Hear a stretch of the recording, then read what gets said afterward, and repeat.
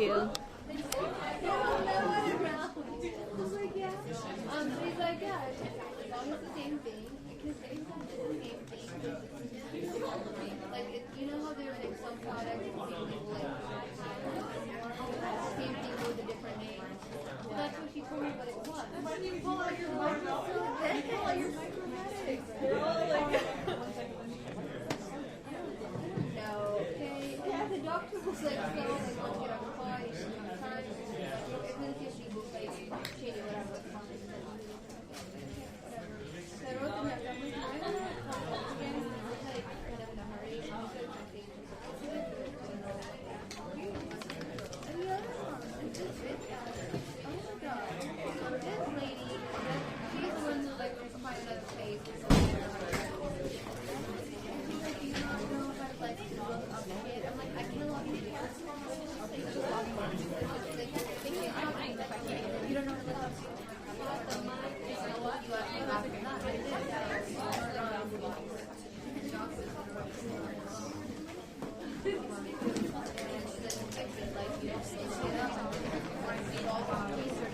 Where's my You were can? like sweating. You cuddle people so hard. Water. Oh, that raining makes outside. sense. Makes sense. I was like, why are you so hot? Genetics.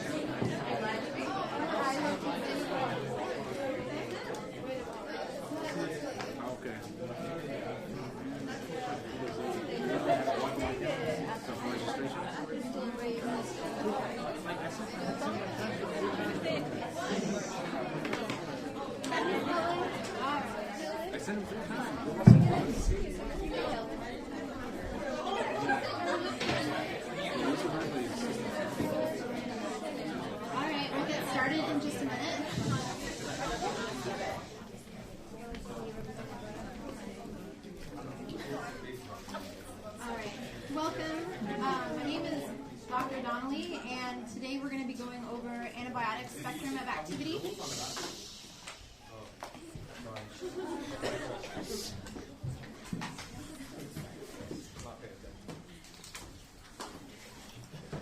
Okay, I think we have some more volume on the mic. Is that better?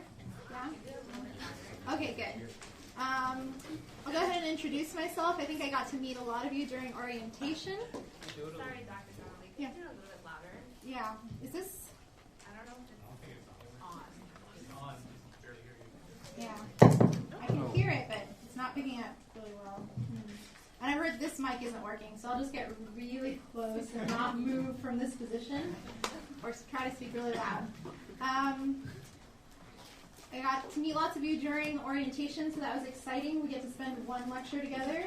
As P1s, we'll get to spend some more lectures together when you're P2s. I am an infectious disease pharmacist at UC Davis Medical Center, and I did my first year residency training there and my second year, and I'm also a graduate of Touro University 5 years ago, so I was in the second class. So I have been where you have been, and I hope that this session is interactive and you'll feel comfortable asking lots of questions.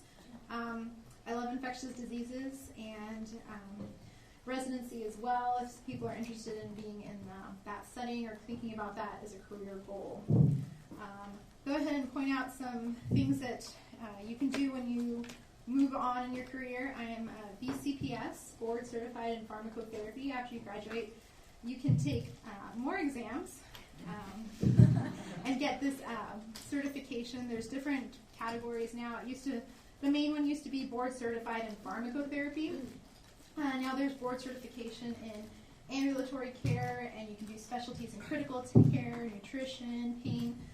Added qualifications means that you've reached a certain point in your career where you've done enough to demonstrate your competency in a select area. I'm also certified AA-HIVP in HIV practice. I practice in the inpatient setting. There's a lot of pharmacists who practice in AmCare clinical healthcare settings with HIV patients. The AA-HIV designation was earned with continuing education and passing an open book exam specific to HIV. So that's kind of the areas I practice in. At UC Davis, we precept UCSF interns. So I'm very happy when I ask questions in class and you guys answer questions that they can't answer. That makes me professionally very proud and as an alumni. And mostly I see patients on the inpatient side. I know that Dr. Baumgartner gave a lecture on kind of an introduction to bugs and drugs as well. So she was coming at it from the side of the pathogen. Now I'm going to be coming at it on the side of the antibiotic. We'll talk about the antibiotic classes and some unique things. So these are the objectives for today. We'll go over the principles of anti-infective therapy, and we'll list kind of the spectrum of activity for each class, and we're going to go by classes. So we'll talk about penicillins, cephalosporins, carbapenems, monobactams, the glycopeptides, vanco, telavancin, dalbavancin, or ridavancin, lipopeptides such as daptomycin, streptogramin, centersid, aminoglycosides, tetracyclines, metronidazole, the macrolides, including clinda and viketalides, linezolid and tibazolid, sulfonamides, and quinolones. So that's a lot, and I realize it's a lot, and I want you guys to get big picture concepts and safety, and yes. Is there a specific reason why you bolded and underlined tibazolides? So the question is, why did I bold and underline tibazolid? It's a new approval. Okay. Recent approval, probably within the last year and a half. Same with dalbavancin and oritavancin. These are new antimicrobials just approved. Some hospitals have used them at this point. Some may have not even have used them. I think we've used dalbavancin in a couple of patients. So they're new. So I can give you some extra information on that. What are you not responsible for? I'm not going to show you a drug structure and ask you to tell me what it is, because I don't see the clinical relevance of that in practice. Very important for, medicinal chemistry and what things are doing, but not for the purpose of this lecture. I'm not going to hold you to brand names, only if it's a combination product or if I specifically want you to know the brand name. But in general, in the hospital, we speak in generics. We hardly ever use brand names. You will have to know brand names for your top drugs, or if it's specifically focused on. I'm not going to make you know dosing, because you're going to go into detail on the specific disease state you're going to use that antibiotic for. So if you're using an antibiotic for meningitis, it's very different if you're using the antibiotic for cellulitis. So you'd just go crazy if I tried to make you know dosing for everything and every indication. You'll focus on that when you get to that individual disease state. I'm not holding you to routes of administration. I am IVPO unless I specifically tell you. There's antibiotics can be given multiple different ways. Some of them are only available IV, some of them are only available PO, and you'll get there eventually in your education, but I don't think that we're going to stress on that right now. All right. So what do you need to do to be successful in the area of infectious disease? What do you need to do to be a successful pharmacist contributing to a healthcare team? I will tell you that the knowledge deficit out there in infectious disease is huge. You can help so much. Physicians will call, and especially the newer ones, they don't know what an antibiotic treats. They're not really sure about the dose. How do you adjust with renal dysfunction? So this triangle here, if you master these components, you can really be a strong contributor to your patient and healthcare team. So number one, you have to know the bugs. What kind of bugs are we dealing with? What are the organisms? Should they be there? Should they not be there? Should there be stuff on your skin? Yeah, that's fine. We're covered in stuff. There's stuff in our intestinal tracts. Should there be things in our blood? No, not so much. Blood is sterile. CSF is sterile. The brain is sterile. So you've got to know the bugs, where they are, where they're a problem. Normal commensal organisms versus an invasive pathogen. If somebody calls me and tells me that they have some candida or yeast in a sputum sample, what's the big deal? It's in the urine. I'm not super excited. They call and tell me that the candida or the yeast is in the blood, then that's very concerning. So, where are the bugs? What are they doing? Should they be there? Should they not be there? The drugs. You're the drug experts. You have more training in drugs than any other healthcare professional. So, you guys need to know the drugs. What do they treat? What do they not treat? Do they get to the site of the infection? Do they penetrate? How big does the dose need to be? How do you need to adjust? A 84-year-old lady who weighs 40 kilos is very different from a 26-year-old guy who weighs 200 kilos in terms of body mass and kidney function and everything. So knowing the drugs, how to dose them, the side effects, always focus on things that are very unique or safety concerns, especially for licensing exams. They want to know about safety. And then EBM, or my abbreviation for evidence-based medicine. Once you have a good concept of the bugs and the drugs, then where do they fit in terms of the big picture? So evidence-based medicine, these are your guidelines. This is your primary literature, and you have various societies that actually release guidelines, people publishing papers in the areas they're researching in. So one of the major groups is the Infectious Disease Society of America. They have have a website, idsa society.org, idsociety.org, or IDSA, you can Google each one.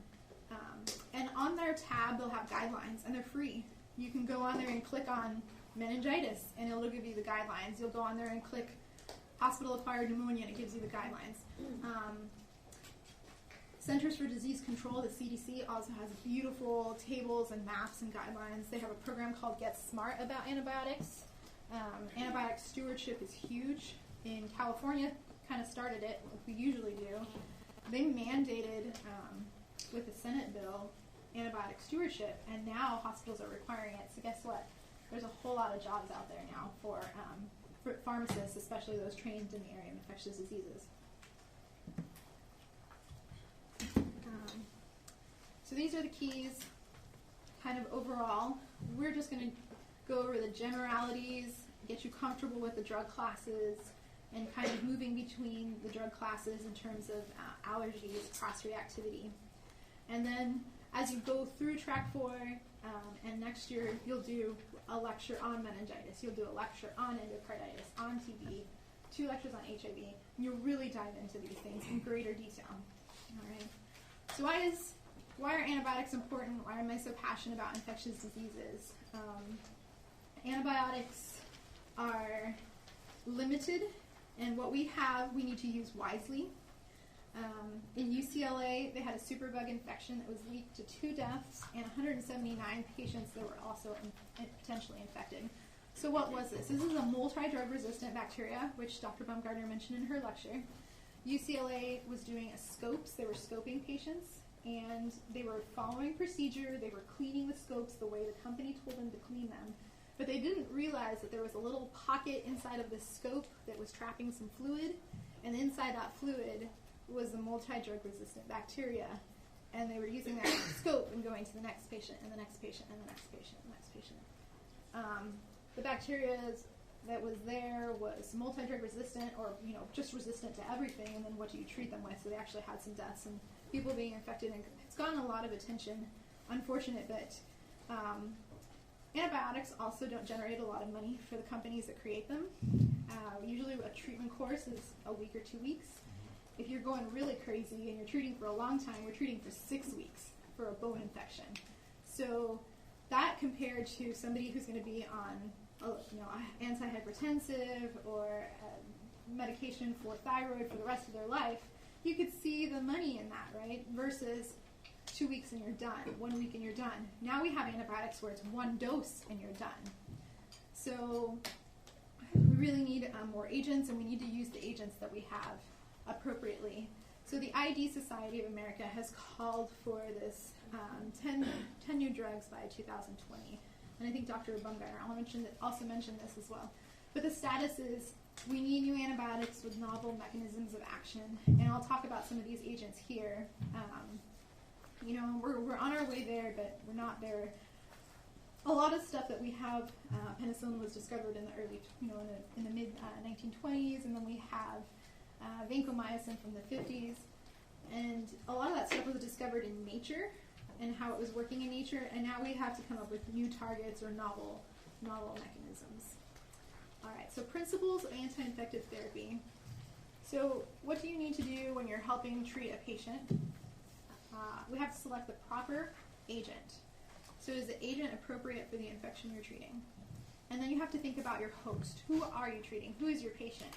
How old are they? How much do they weigh?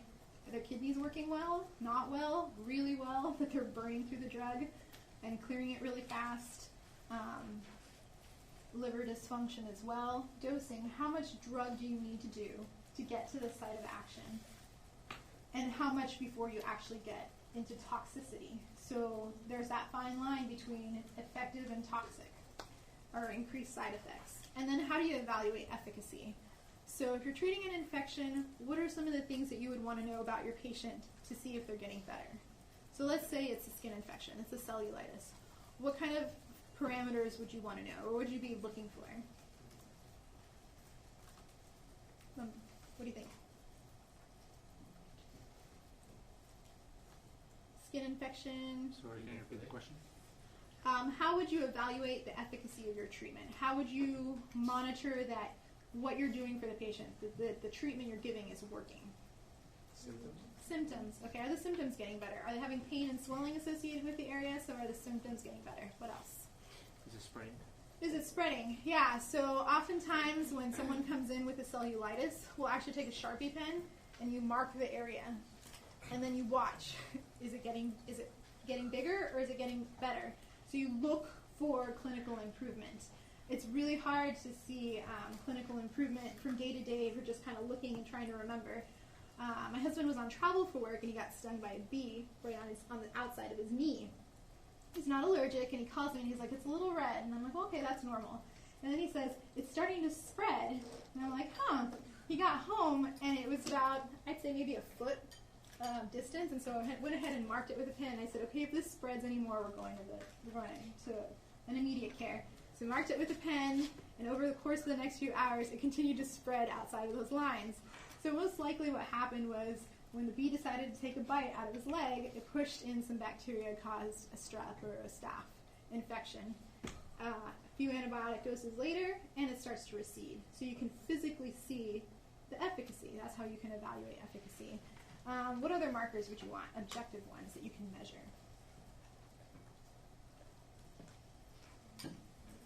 Any vital signs that you want to measure? Labs? Kidney function maybe, or hepatic function? Kidney function, yeah. So it's a severe infection. You can actually have organ dysfunction. So you would want to maybe take a look at the kidneys and see how they're doing.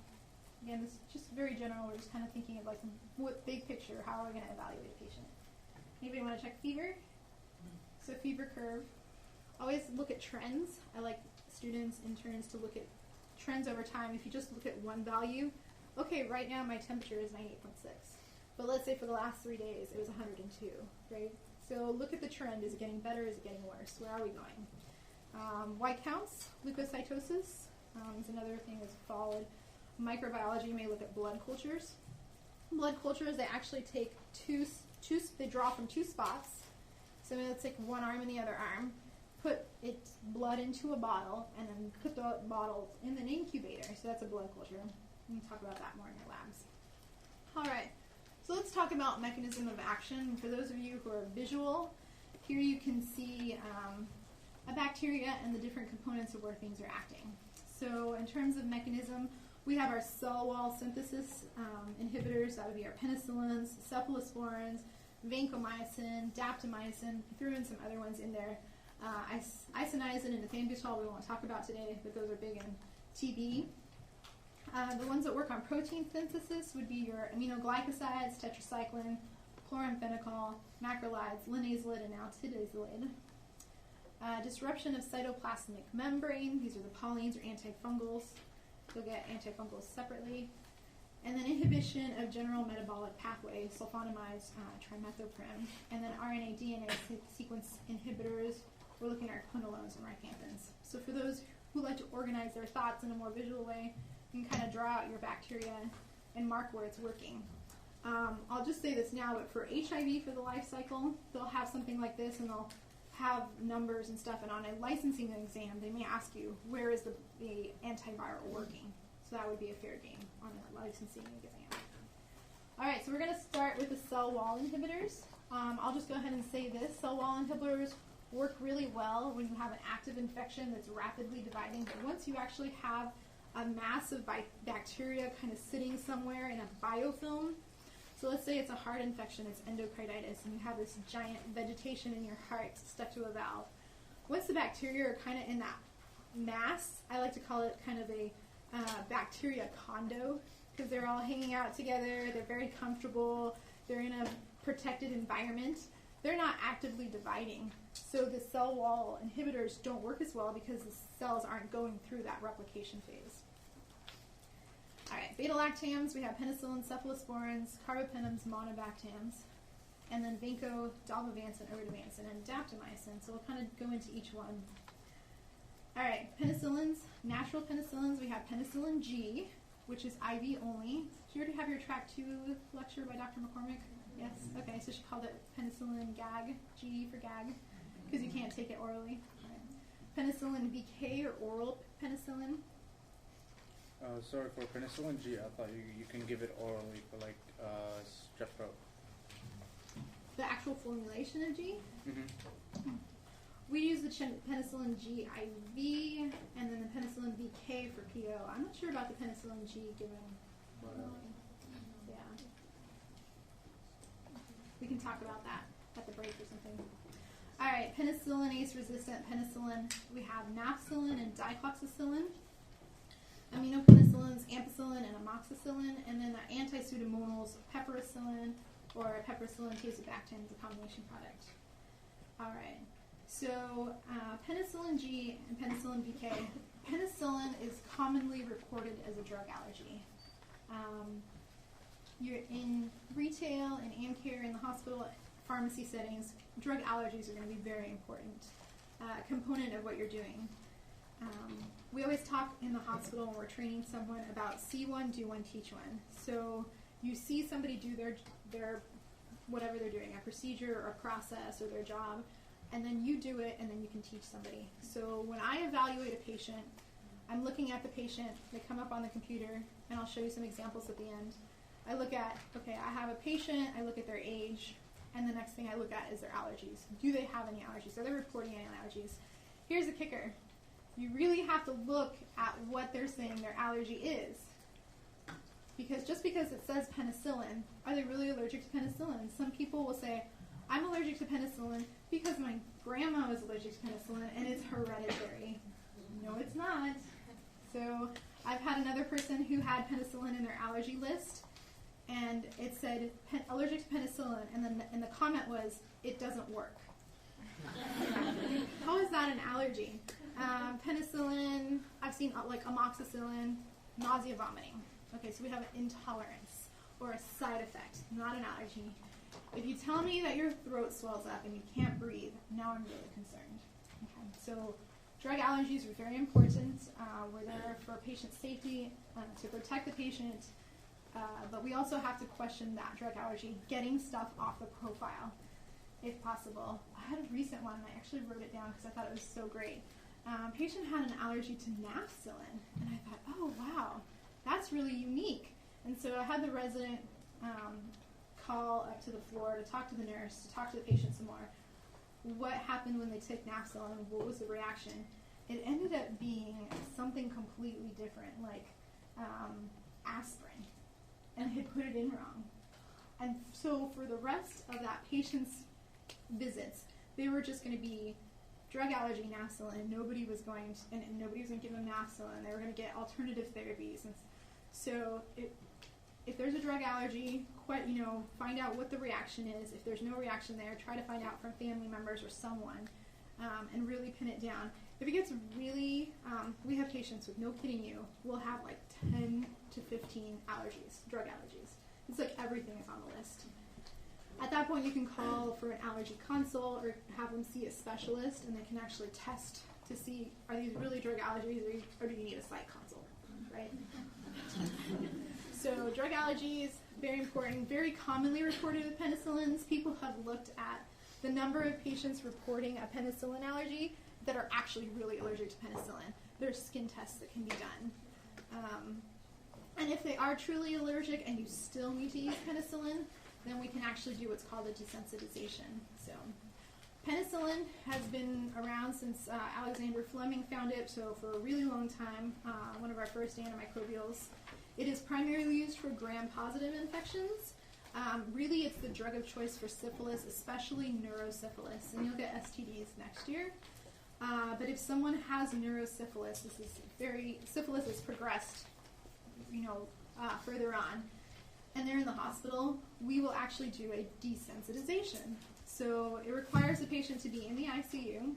It requires a one-on-one nurse with that patient. It requires a lot of help from pharmacy, and it requires an allergy. Somebody from the Department of Allergy will be there. And what you do is the pharmacy will actually mix 3 different bags of penicillin. One is going to have just a tiny amount of penicillin. The next one will have a little bit more, and then the third bag will have a little bit more. And you have your rescue medication at the bedside. So in case they do have a reaction, you've got your epi ready, you've got some Benadryl, diphenhydramine, and that's there at the bedside ready to go. And you hook the patient up in the ICU, and you turn on the first drip, and you let it run. very tiny little amounts of penicillin into the patient, 15 minutes, and then you turn it up a little bit more, give them a little bit more, and you keep doing that. And this takes like 6 to 8 hours, right? And at the end of it, you can give them penicillin. So it's a desensitization by introducing very tiny amounts into the bloodstream until they can tolerate the medication. If they do start to have a reaction, you just slow down and you go slower until you overcome it. So what is the mechanism of desensitization? How do you desensitize? What is the mechanism that you give? Yeah, okay. So the question is, what is the mechanism of the desensitization? So Marie Castells is I would say the best person in the world, and all of the papers are based on her work. And so we can find that paper and I'll show it to you. But it's really an introduction, like the type 1 hypersensitivity, it's really an introduction of very, very small amounts. And you're kind of sneaking it into the body and letting the body get used to it, and then increasing it very slowly. So you're talking about a normal penicillin dose is anywhere from 2 to 4 million units every 4 hours. You're starting with like 10 units. Barely detectable, and it's an increase from there. So it's a great paper, Castells, that really goes into the details of that. All right. We also use it for Listeria monocytogenes, Neisseria meningitidis, Streptococcus. It's a strep drug. It's a strep and a syphilis drug. That's kind of what it's used for now. Orally, you'll still get it a lot for strep pyogenes, patients with strep throats. This and a lot of other medications carry a seizure risk. So for patients who have seizures, it will lower the seizure threshold. It's especially concerning if it's a high dose or if the patient has renal dysfunction. Okay. So moving into the next class, we have the penicillin ACE-resistant penicillins. So this is your nafcillin, dicloxacillin, and oxacillin. Nafcillin is the drug of choice for methicillin-susceptible Staph aureus, so MSSA. It is outperformed vancomycin for MSSA in terms of killing that bacteria and patient improvement. So it does it more rapidly than vancomycin. So MSSA versus methicillin-resistant Staph aureus, so MRSA versus MSSA. Unfortunately, when a patient comes in, you don't know what they have. And so again, you're going to target the bugs you think that are there based on the patient. It can cover some other gram-positives, but penicillin is really more active, and we have a lot of other things we can use. So if you're using nafcillin in your hospital, you're usually using it for MSSA in the blood or another location. Really, it has no gram-negative activity, so it wouldn't be considered a broad-spectrum agent and no enterococci activity. And the abbreviation, the M in this MSSA, it stands for methicillin, which is a lab reagent that they use to test. It's not used clinically. So the Staph aureus shows up in the lab in one of those bottles. Remember, we sent blood culture bottles? And they take that blood out of the blood culture bottles and they put it onto a petri dish and they grow it. And then they test it, and they test to see if it's susceptible or resistant to methicillin. Another agent that's also used is oxacillin. So sometimes you'll see oxacillin susceptible versus oxacillin resistant. So those are the two agents, methicillin and oxacillin. And I'll show you some examples at the end. We'll also have a game where we'll practice a lot of this stuff so you really get the big picture stuff that I'm after. I will say this, you never treat Staph aureus bacteremia with an oral medication. It is so serious that there are guidelines that the IDSA puts out for Staph aureus, and this is one where it's a big no-no. There are papers that show that patients who get a formal infectious disease consult in the hospital have a mortality benefit over those who don't because of this mismanagement. My infectious disease director says she'd rather take her chances with a guy with a knife in an alley than with a Staph aureus infection. Staph is virulent, it's sticky, it's horrible, it gets in your blood, and then it goes and sticks somewhere. It'll go and stick to a heart valve, and you'll get endocarditis. It'll go and stick to a bone, and you get osteo. It goes and forms an abscess somewhere, and then you have a deep-seated abscess. It's a terrible infection, and so by the end of the lecture, I'm going to want you to know methicillins, MSSA, MRSA, and Pseudomonas cold. So if you guys can master that, you'll do really well when you get into your rotation. it's a serious, serious infection. No oral medication, IV only. So this is one of the times where I want you to know oral versus IV. All right, aminopenicillins, ampicillin, amoxicillin, amsulbactam, amoxicillin, clavulanate. So ampicillin, sulbactam is unison. Amoxicillin, clavulanate is augmentin. How many people here work or are working in a pharmacy, have worked? Hands? Oh, yes, beautiful. Where were you working and what were you doing? Independent pharmacy. Independent as a compounding? No, just retail. Retail, okay. Back there, another hand. Same. Who's working in pharmacies over here? What were you doing? I work at Children's Hospital. Children's Hospital? Yeah, inpatient. Okay, great. Safeway. Safeway. You probably see a lot of augmentin, right? Yeah. Get to reconstitute it, Mhm. shake it up, smells really good. All right, over here, pharmacy experience. Anybody in this section? No? Yep. Community, excellent. Over here.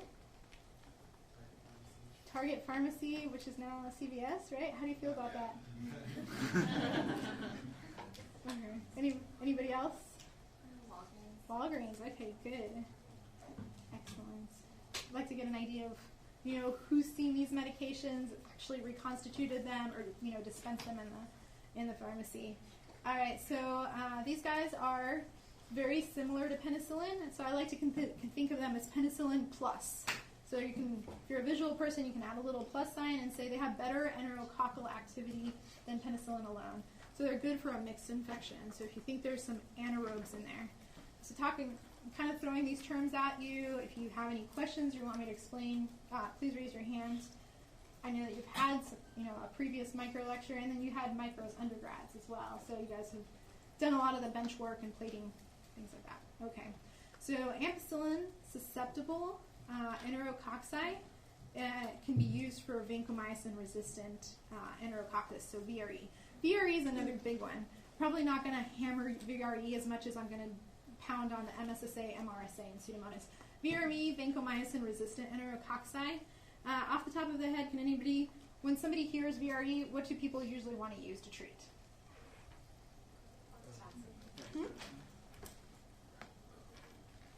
Linezolid? Does that ring a bell? Usually, when people hear vancomycin-resistant enterococci, they can't use vanco. The next thing they want to go to is linezolid.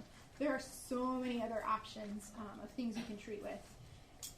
And it really comes down to susceptibilities, and I'll show you some actual patient MICs so we can see these later.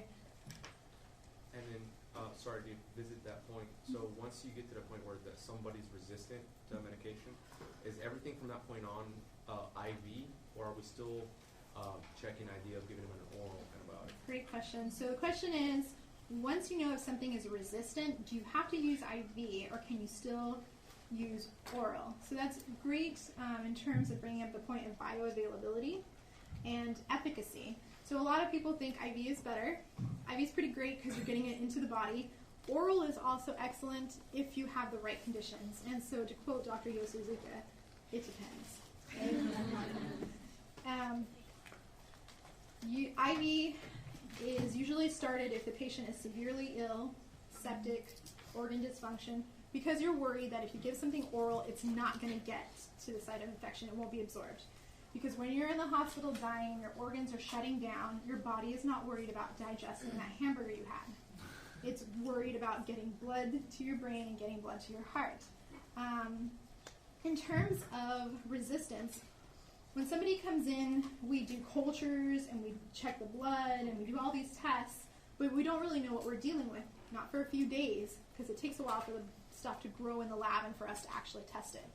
When you have an organism and you know its susceptibilities, then you can target.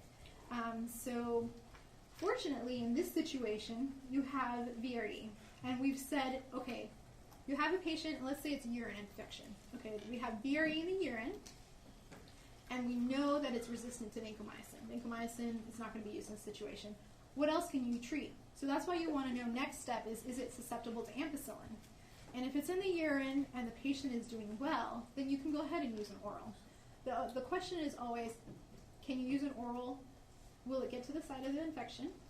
And is the patient appropriate? So is the patient taking other oral medication? Is the patient eating a diet? Has their fever improved? Will the drug get to the urine? And in this situation, it will. So I think it's what makes infectious disease so interesting, but yet so complicated. There's all these pieces that you have to consider before you give an answer. And there's multiple ways, like in math, there's multiple ways to solve an equation or to find the answer to a problem. There's multiple ways to treat a patient. And we're always trying to find the best tolerated, maybe the cheapest, maybe what's on formulary, maybe it's what you have because there's a drug shortage and you don't have anything else. So yes, if it's resistant, you're going to look to see what it's susceptible to and then pick the best agent. And there's multiple, and we'll do some practicing at the end. All right, your anti-pseudomonal, piperacillin, tazobactam, tricarcillin. So piperacillin, tazobactam, zosyn. So I bet back there, person at Children's, you've dispensed a lot of zosyn, right? Pip-tazo. It's broad spectrum. It treats Pseudomonas. I want you guys to know Pseudomonas by the really well. Pseudomonas is another big bad bug that you're trying to treat, and so I want you guys to know how to treat it. The nice thing about zosyn is that it also has activity against anaerobes. So physicians really love to use it when they have any kind of infection, especially intra-abdominal, because they're thinking, oh, I'm going to get the gram-negatives, I'm going to get the Pseudomonas, and I'm going to get the anaerobes. It makes me crazy when people use an antibiotic to treat that has activity for Pseudomonas if they don't have risk factors for Pseudomonas. You always want to pick your most narrow agent to protect it for next time when they come in. I can't even count how many times I've had a physician call me and they want a treatment for a urinary tract infection with Pseudomonas that's resistant to levo or Cipro, and they want something oral. Guess what? There's not really anything left. And now you're faced with IVs. So it really depends on the infection. You really need to protect your anti-pseudomonal agents if you can. So zosyn is great because it will treat Pseudomonas. But if your patient has no risk factors for Pseudomonas, then I'm going to tell the doctor they really don't have any business using it, and they're going to really put that drug in jeopardy for next time. Gram-negatives, Klebsiella, Enterobacter, Serratia, Citrobacter, Providentia, and it has some gram-positives as well and anaerobic, so it's a nice broad-spectrum agent. Timentin is the oral, more of an oral form of that drug. All right, so that's it for our penicillins, beta-lactams. Now I'm going to move into the cephalosporins. So again, for the visual people, I've arranged our cephalosporins kind of in a little pyramid, and hopefully it'll help you get a big picture concept of this. So down at the base, we have our first generations, and I have an arrow pointing down, and I have SA, so Staph aureus, and then up here, strep. So as you move down the pyramid, you have a little bit better Staph aureus activity. As you move towards the top, you have a little bit better strep. There are some exceptions, but kind of if you were to draw this out, you can kind of put your thoughts together of how these things are moving. As you move up the pyramid, you improve your gram-negative activity. So, first generations, only some gram-negatives, not a lot. Pretty good Staph aureus. Second generations, third generations mixed. Fourth generations, better gram-negatives. You have some anti-pseudomonal activity. Fifth generation, and then we have some new agents. So this plus at the top. We'll talk about those in each. So first generation, we have cefazolin IV or cefalexin PO. So for those of you who have been in the retail setting, independent retail setting, you probably dispense a lot of cefalexin orally. Cefazolin in the hospital, it is the workhorse of the OR. So a lot of patients will get this as pre-op prophylaxis. They give you a dose of this before they cut into the skin. So it's got pretty good Staph aureus activity and some gram-negatives. And an hour before they make that cut, they want those antibiotics there. And that's mostly what it's used for. You can use it for MSSA. I wouldn't use it before I would use Nafcillin, but it does have activity against MSSA. So primarily gram-positive skin soft tissue infections, surgical prophylaxis. Cefalexin is nice for UTIs, MSSA, strep, E. coli, Proteus, Klebsiella, So it's pretty good for, community-acquired milder UTIs. You haven't had the UTI lecture yet, right? You'll get a full UTI lecture from my colleague at UC Davis, Dr. Doobie, and I think he's still doing that one, and we'll go into greater detail about bugs in the urine. Second generation, I don't see a lot of second generations around. I think they're popular test questions just because of the drug interactions. The third and the first generations are better than the second, so I don't really think we even stock any second generation in the hospital. But we have cefacor as IV and cefuroxime as PO. The cefamycin group is the ones that people like to kind of pick on you for the drug-drug interactions. I won't, but I can't say that a licensing exam would not.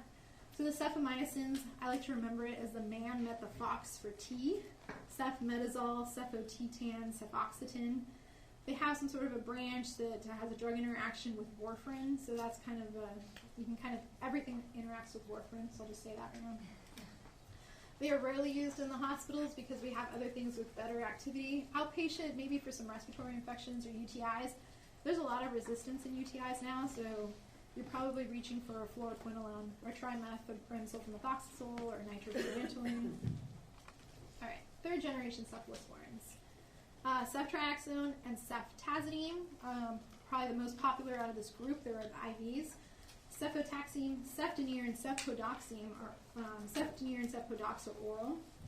So these have, now we've moved up our pyramid, so these have better gram-negative activity and it has better strep coverage. Ceftriaxone has really good CNS penetration and is used for meningitis. And I will say that ceftazidime of the third generation is the only one that has activity against Pseudomonas. Ceftriaxone does not. Again, remember, I really want you to know, have a good working list of what you can use for Pseudomonas. Ceftriaxone is a great IV medication for gram-negatives if you are not worried about Pseudomonas. So if somebody comes in from the community with appendicitis or ruptured appendicitis, rather than giving Zosyn, you could do ceftriaxone plus some anaerobic therapy because you're not worried about Pseudomonas. How are we doing so far? Okay, good. Fourth generation cephalosporin, moving up the pyramid. Fourth generation cefepime has activity against Pseudomonas. Does have a little bit of gram-positive, not much. We really use this when we're worried about resistant infections. We're worried about Pseudomonas. We're worried about the gram-negatives. So if somebody has been in the hospital for a long time, or they're in and out of the hospital, or they're from a skilled nursing facility, or they're immunocompromised because they have cancer and they're on chemotherapy, those are the kinds of patients that you're thinking about when you're reaching for cefepime. Sicker, at risk for multi-drug resistant organisms, which Dr. Baumgartner went over. So that's the cefepime, IV only. All right, so now we have some new kids on the block, or newer agents. The fifth generation, self-proclaimed fifth generation, some people are calling it the MRSA active cephalosporin.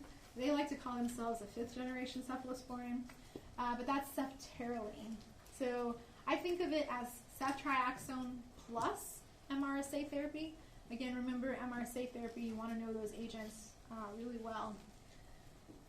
It is not used to treat Pseudomonas, so it is missing that component. But it does have activity against MRSA. It was approved for skin soft tissue infections. Why? Because when you go to the FDA and you need to get your drug approved, that's the cheapest and fastest way to do it is with skin soft tissue infections. It's a lot harder to do pneumonia, bacteremia, meningitis. It's harder to enroll the patients. The treatment's longer. Skin soft tissue infections are easy because you can see them. You can see them getting better, getting worse. You can measure them. So they are studying it for bloodstream infections, and some of the preliminary data has been presented. Some of the side effects include bone marrow suppression, so I'm not sure how severe that's going to be long term. But you have ceftaroline, does not treat Pseudomonas, but has MRSA activity. So we will use this for pneumonia sometimes if we can't use vancomycin or bloodstream infections off-label. All right. So these are the new, hottest, most expensive antibiotics recently approved. We have ceftazidime, avibactam, and ceftolozane tazobactam. So if you guys go out for IPPEs, you might get questions about these agents are new, or APPEs, they may want you to do a drug talk, kind of educate people about these because they are so very new. They are cephalosporins plus a beta-lactamase inhibitor. So what is their niche in therapy, or what is their place in therapy? They're going to be used for the superbugs, the super multi-drug resistant organisms. We've had to use them a few times now, both agents, in like burn patients who have a really, really resistant Pseudomonas in their blood or in their lungs. To the point that when you get the MICs back, you usually get S, I, and R, sensitive, intermediate, and resistance. You look down at the panel and it just says R all the way down. So pretty scary, not much left to use. So ceftazidime avibactam is being nicknamed Taz-Avi. Avicas is the brand name. It has activity against Klebsiella, pneumonia, carbapenemase, which is a KPC, so it's a multi-drug resistant organism. Also has activity against multi-drug resistant Pseudomonas and ESBLs, which is another extended spectrum beta-lactamase, which could be ESBL E. coli, ESBL Klebsiella. The Taz-Avi, ceftaz-avibactam, is more expensive than the Zabraxa, but it is also has more activity. So it'll kind of depend on the hospital has a P&T committee. Have you guys had somebody explain P&T to you? Formulary in therapeutics? Yes, no? So a P&T, so a hospital, okay, so picture a hospital. You have a big building. And you have a pharmacy. What do you want to put in that pharmacy? The P&T committee, the Pharmacy and Therapeutics Committee, is usually a committee made up of physicians and pharmacists. And they will sit down and they will decide which of all these antibiotics I'm talking about are you going to carry. Because you're not going to carry all of them, because that's a lot. And you have a lot of me too drugs, right? If you have 2 drugs, it'll do the same thing. So you sit down and you talk about what's the place in therapy, how is the cost, is there something else we can use, what's the best tolerated agent. It's not always the cheapest agent. I was at an infectious disease conference, the IDSA conference, and one of the speakers said, well, if you leave it up to the pharmacist, they'll just pick the cheapest drug. I was so mad. I can't believe she said that. It's not true. We will pick the cheapest drug if it's equal in efficacy and tolerability, because it makes business sense. But if there's something else that's better tolerated, then we're going to go for the better tolerated, better efficacy. So the decision by the P&T committee, they'll have somebody write a monograph, they'll go over the studies, and they'll come to a decision of which one they're going to put on their formulary. So both of these drugs went to our P&T committee, and we have decided that we will use them only after the patient has had a formal visit by an infectious disease specialist, and that we actually have an organism and we know that it's resistant and that it's been tested for these agents. So we're going to use them in very specific situations. So on rotation, you may have the opportunity to go to a P&T meeting or actually write one of the drug monographs. When I was at Queen of the Valley in Napa, they had me write a monograph for one of the drugs there as an intern. So that might be an activity you would do. But these are exciting. I think you're going to hear a lot about them. They are going to be reserved for very resistant infections. They're not just going to be given to the normal healthy person that walks in the door with a UTI. All right, cephalosporins. This is definitely a place where you can help out, and you're going to get lots of questions on.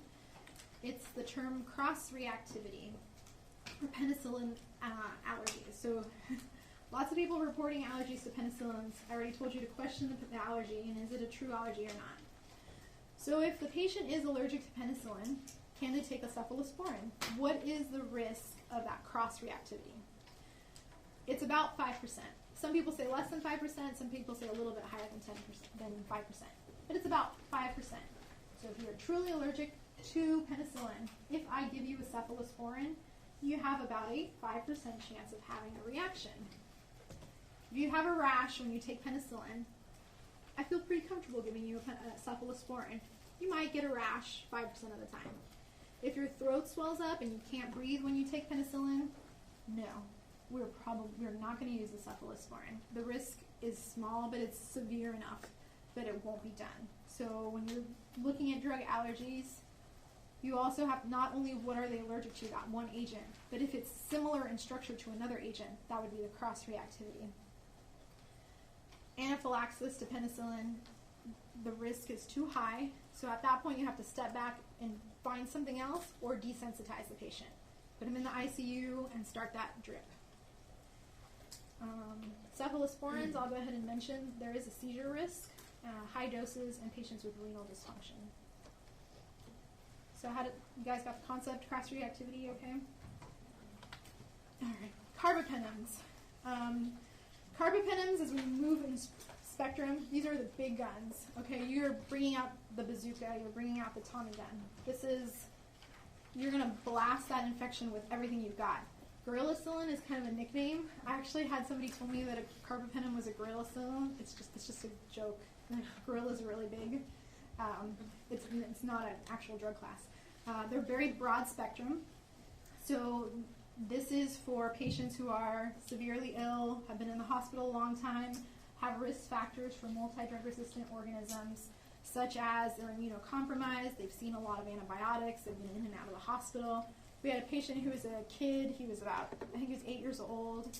He fell off a ATV and the person he was riding with ran over him, so he had a crush injury to his head. And he was in and out of the hospital with some meningitis and infections because of that injury. He developed multi-drug resistant organisms because he was in and out of the hospital. So he would be someone that you would start a carbapenem on. Somebody who has a history of multi-drug resistant organisms. So I had the question up here, you were saying, once something is identified as resistant, will it always be resistant? It may not, but there's a high risk of it. So if you have someone who is recently in the hospital with a resistant organism, when they come back again, you're going to look at the chart, you're going to see that organism, and you're likely going to be pushing for something a little bit broader spectrum. And this is about as big as we can go. So members of this class, meropenem, imipenem, doripenem, and ertapenem. They have a seizure risk, like the penicillins and the cephalosporins. The risk goes up with renal dysfunction and higher doses, and the greatest risk is with imipenem. We're pretty good now about adjusting antibiotics for renal dysfunction. When they first came out, the pharmacists weren't that great at doing it, or we didn't have a good concept of Krakow gall and clearance and adjusting, and so there was a lot of people getting seizures with these drugs. We're a lot better at that. These guys are big guns. They're very broad spectrum in terms of gram negatives and gram positives. They have some anaerobe activity. They do not, I will go ahead and say this, they do not treat MRSA. So you have to, if you're worried about MRSA as well, you have to add another agent for that. The group treats Pseudomonas except for ertapenem. So I remember it as ertapenem exits the group in terms of anti-pseudomonal therapy.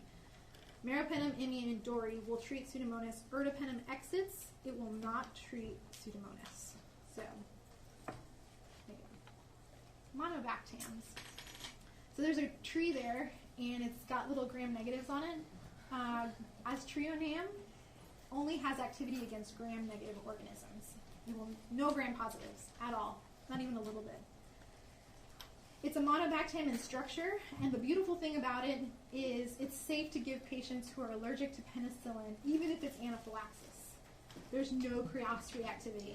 So that's really the niche of this drug, is if you have somebody that comes into the hospital, they have a severe penicillin allergy, and you need to give them something for that penicillin reaction, for that penicillin allergy, you can safely use Aztreonam. It will only treat gram-negative infections. Have I seen doctors write in their chart that they're using Aztreonam for gram-positive infection? Yes, I have. And that's when you call them and you educate them that it does not treat Pseudomonas. All right, this is a great story.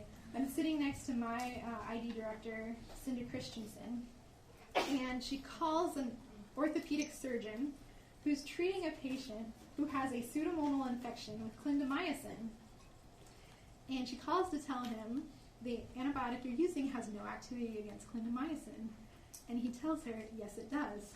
So this is an orthopedic surgeon taking on an ID pharmacist. She says, no, it doesn't. I bet you a 1 month paycheck that it does not treat Pseudomonas. And then she says, and I make a heck of a lot more than you do.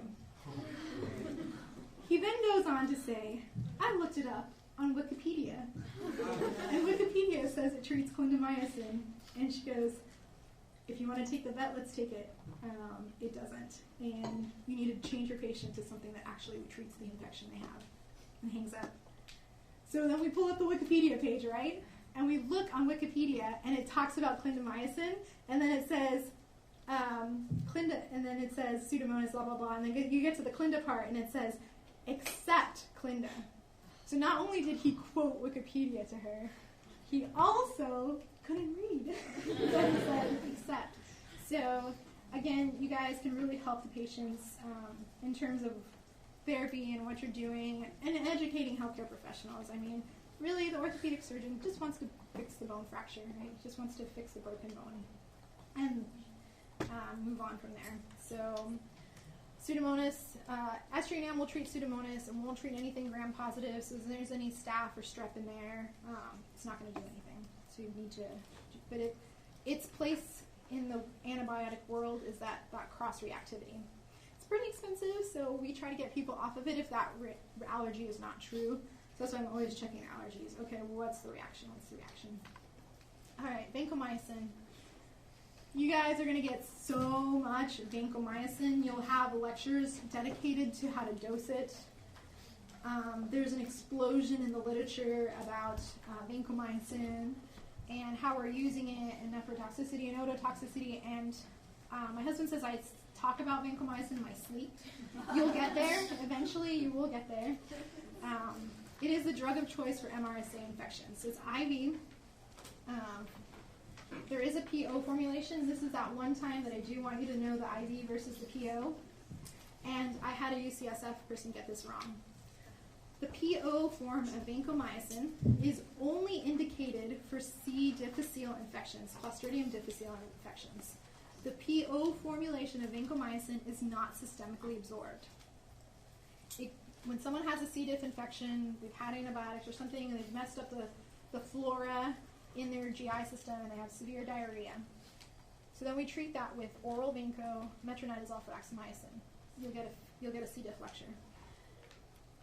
That oral vanco goes into the intestine and passes through. It doesn't get into the bloodstream. There are some exceptions, but we're not going to get into that.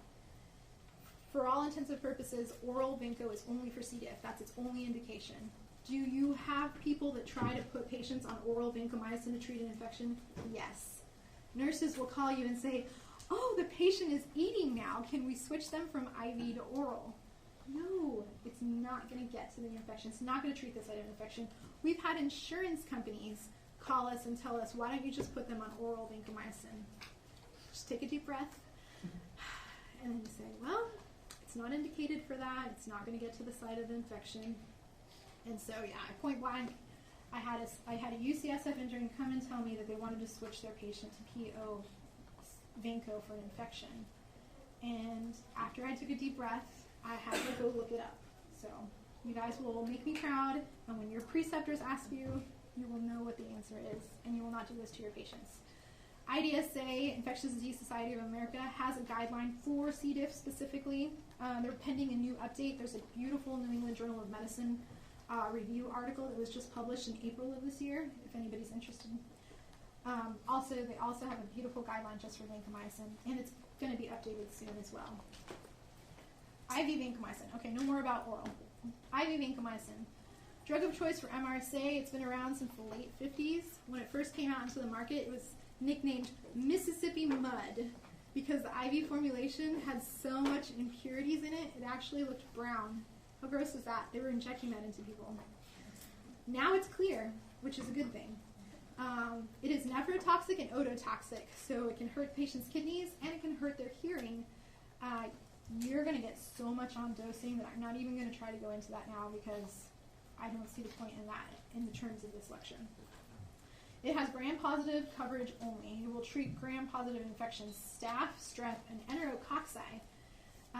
Enterococci if it's susceptible. Staph if it's RSA. If it's MSSA, what do you want to use? Nafcillin, yeah. Drug of choice, Nafcillin. Enterococci if it's susceptible. If it's VRE, we're not going to use vanco. Vancomycin-resistant enterococci, we're going to use something else. The IV form, for those of you who work in the hospital, the IV form has to be given over a minimum of 60 minutes. If they run it faster than that, the patient will turn red. It's called red man syndrome. It's a histamine type reaction. All they have to do is slow down the infusion. It's not an allergy, so that's another thing to question. We have patients who have it in their profile. They had a reaction to Vinco, and then you ask, well, what happened? And they'll say, well, they turned red when they had it. And so then basically you just slow down the infusion. So we sometimes will run it over 2 hours, just to be safe. But it has to be at least 60 minutes. It's just an administration thing. Again, never treat an MRSA bloodstream infection with oral agents, even if it has activity against MRSA. The collateral damage and the risk of that infection being inappropriately treated or spreading to somewhere else in your body is so high. Don't do it. We can do it with other things. This isn't one of them. All right, the other two new antibiotics, and it'll be very interesting in your careers to kind of see what happens with these new agents. We have dalbavancin and oritavancin. So they are active against MRSA, and they were both approved, I think it was early this year. They're both active against MRSA, and they got FDA approvals for skin soft tissue infection, again, because it's the easiest one to get. And the dosing, here's their niche. Very unique dosing. You guys learn dosing. It's, BID, Q4 hours, Q6 hours, Q12 hours. Once a day is pretty exciting because it's only once a day. These guys are 1 dose, and you're done. 2 doses, and you're done. What is that going to do? How is that going to change the future of healthcare? Did they price their product accordingly? Oh, yes. You're talking, $1 to $2 grand, $3 grand for a course of this stuff. But they're saying, hey, your patient comes into the hospital with a skin infection, and you're going to admit them and give them IV therapy. Just give them a shot of this and send them home, and you're done. You've avoided a hospitalization. How much does it cost to be in a hospital? A couple grand a day, depending on where you are. 10 grand if you hit the ICU. So it's going to be exciting and very interesting to see where this goes. Dalbavancin, you have to give 2 doses. You give 1,000 milligrams, and then you follow that 7 days later with 500 milligrams. They are currently seeking a single dose approval. They should have done that right off the bat, but they didn't. Oritavancin is a single dose, infused over 3 hours, and you're done. Crazy expensive. We are using them in our emergency department with approval of an infectious disease attending to avoid a hospitalization. This was actually one of the situations where we tried to get it approved for a patient to come into our infusion center, and we sent in a TAR and an authorization, everything else the insurance company wanted, and then they said, why don't you just give them oral vancomycin? And yeah, because you already know, is that going to work for an infection? A skin infection, a blood infection? No. But that's what the insurance company said. So you got to know this stuff to be able to help your patients and avoid problems, big issues. Again, very exciting, very interesting, very expensive. It'll be interesting to see moving forward if they get additional indications. What if they get, osteo, treating bone infections, treating blood infections, treating pneumonias, 1 dose, done. So, new guys, very exciting to see what happens with those. Daptomycin. Here's another MRSA antibiotic. It is gram-positive only, and it's expensive, and they keep raising the price because they know they have a good thing, and they can do that. This one will treat MRSA, MSSA, and VRE, and you can use it for blood infections because it's IV. One thing I do want you to remember about this one, very important, you never use it for pneumonia. It's actually really unique, very interesting. The pulmonary surfactant, that liquid in your lungs that keeps your alveoli nice and elevated and open, it activates the daptomycin. Once the dapto hits that alveoli pulmonary fluid, it's inactivated. It doesn't work anymore. So it cannot be used for pneumonias. With this drug, you want to monitor creatinine kinase. Some patients get a rise in their creatinine kinase or have muscle aches with it. Uncommon, but it does happen, so we do monitor for it. And it does have the niche of MRSA, MSSA, and VRE, so it can be used for VRE infections. Like I said, company just keeps raising the price. When I started, it was probably $200 for a vial. Some patients need 1 to 2 vials for a dose. It's up to like almost $500 a vial now. And they just keep raising the price because we don't, MRSA, Pseudomonas, MSSA, VRE, we don't have a lot of antibiotics to treat those things. So that's kind of what's going on. A lot of people will say, why don't you just use daptomycin instead of vancomycin? Because vancomycin is ototoxic and nephrotoxic, and you have to check levels. Vancomycin is dirt cheap compared to this, and we know how to dose it, to avoid that nephrotoxicity, and we do pretty well with it. So until they become more equal in terms of pricing, I think you're going to continue to see vancomycin dominate. But a lot of people, if they can't tolerate the vancomycin, or just for ease of administration, they'll go to the Dapto because it's just once a day. What's the reason for monitoring creatine kinase? It's a breakdown of the muscle. So the patients will actually have, it's almost kind of a rhabdo effect with statins. You monitor the creatine kinase because if they're having that muscle toxicity, you'll actually see the creatine kinase rise. And so there's great details that goes into that I didn't put up here for you guys, but if you have a rise in the creatine kinase 10 times above the normal limit, even if the patient is not complaining of anything, you stop. If you have a rise in the creatine kinase in about 3 times upper limits, and they are complaining of symptoms, then you stop as well. So we're watching out for that because of that muscle toxicity and breakdown. Quinupristin, dalfopristin, Sinersid, IV only. It is gram-positive and some gram-negative activity. Can be used for MRSA. So here's another MRSA drug, which is great, but hardly anybody can tolerate it. It's very poorly tolerated. Patients get really, really bad arthralgias, myalgias. They just feel achy and horrible. And it's also dosed like 3 times a day, so it's harder to administer. But has activity against MRSA and VRE. We have had to use it once something becomes resistant to Vanco, resistant to Dapto. We've gone to this, but very poorly tolerated. I'll just leave it at that. All right. Do you guys want to keep going? We're nearing the end, or do you want to break? Break? All right, break, and then we'll come back.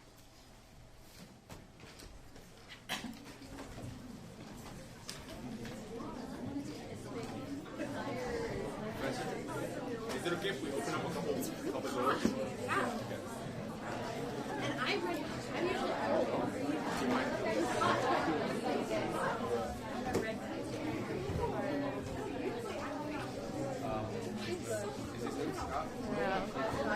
I prefer the flavor cold. Why would you use that? Costa Rica? Can you keep that? They only have to get it. Just only for that. So it's just cheaper.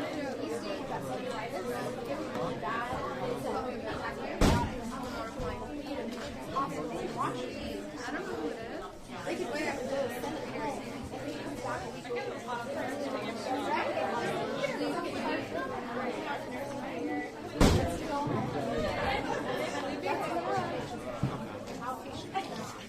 I know, right? So weird. Wake up! Aren't you awake? Oh man. Pronunciation is spelled. Sorry. Yo. Because the doctor at McCormick's last lecture spelled like It's Dalbase. it's not down bonus. I'll double check.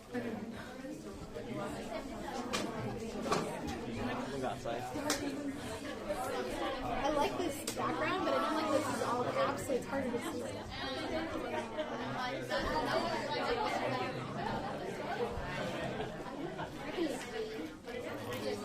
Dow.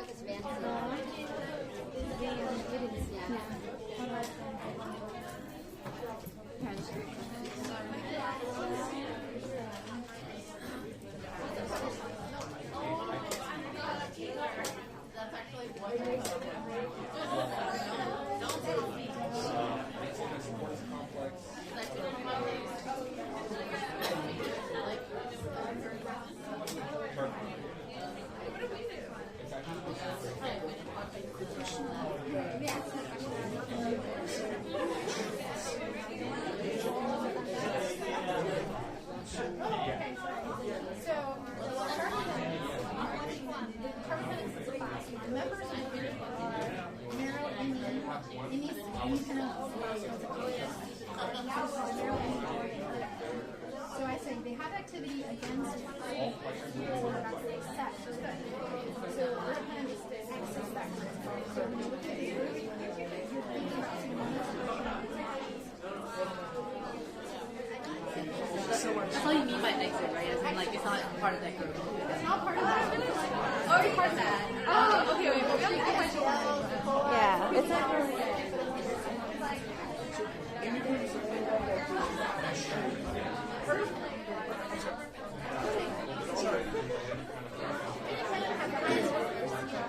Okay.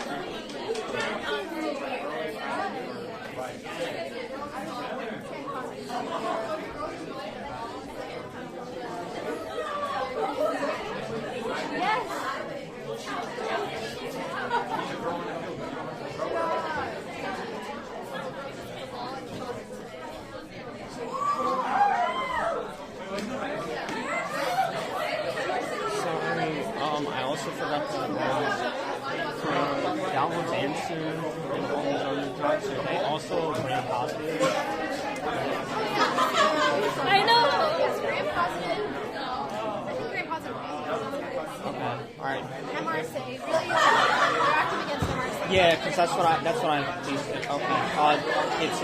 Is it important that we know that? Like, I want to know it regardless, but I'm just. And then we're going to have an exercise, and we'll have you guys build some lists, and I think that'll help you kind of Okay. All right. Thank you.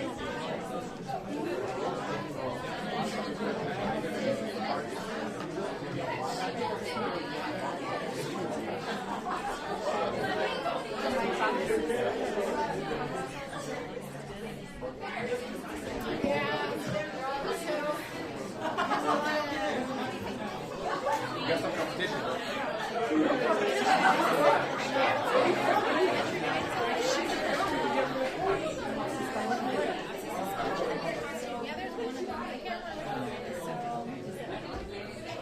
Most of them are the fridge. Some of them are on the shelf. Some of them, like, you can leave on the counter so you have time.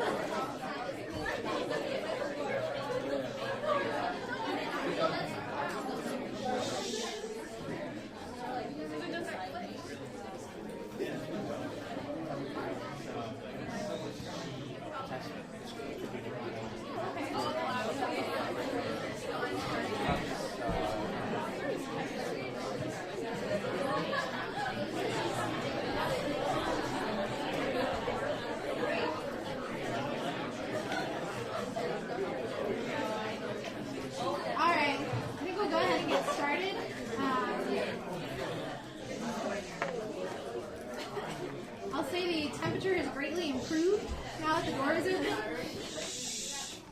I'm usually freezing, so the fact that I was warm meant that you guys are probably melting, so that's bad. Yeah.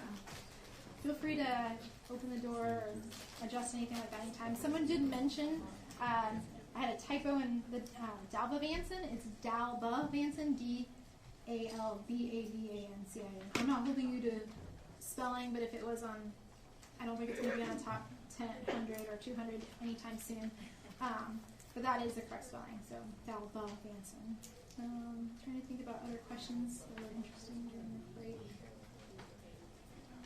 All right. So somebody was asking about in terms of like gram-positive and gram-negative spectrum. We'll have you build some lists in your small group activity, and that'll help you kind of put these into groups instead of just kind of talking about them individually. So that'll help. All right. We left off on the aminoglycosides. This is another group that you will become intimately more familiar with. You'll have a lecture just on aminoglycosides, kinetics, and dosing. They are, I would say, an older antibiotic, but still around and still very relevant. Amikacin, gentamicin, and tobramycin are the major members of the class. There's also streptomycin. They are placed in therapy. They are used as additional gram-negative therapy or insurance. I call them insurance because if you're using 2 antibiotics for a gram-negative infection, you're worried that one of them may not be active. So if you have a patient who fits the criteria for multi-drug resistant organism, instead of giving them just cefepime or just meropenem, you may do meropenem plus gentamicin or meropenem and tobra or cefepime and tobra and gent. So you do 2 agents. Some people call that Pseudomonas double coverage. You'll hear a lot about that. I'm double covering for Pseudomonas. So do Pseudomonas double coverage. They're worried about multi-drug resistance. They're worried about the patient. I'm going to say a couple things about that. It's appropriate if the patient fits the criteria. There's somebody who has a risk for having a multi-drug resistant organism. So let's say it's a cancer patient and their white cells are basically wiped out. They have an ANC of 0. They don't have an immune system because it's been knocked out by the chemotherapy. And they're sick. You're going to start big and broad. You're going to start with 2 gram-negative agents and an MRSA agent typically.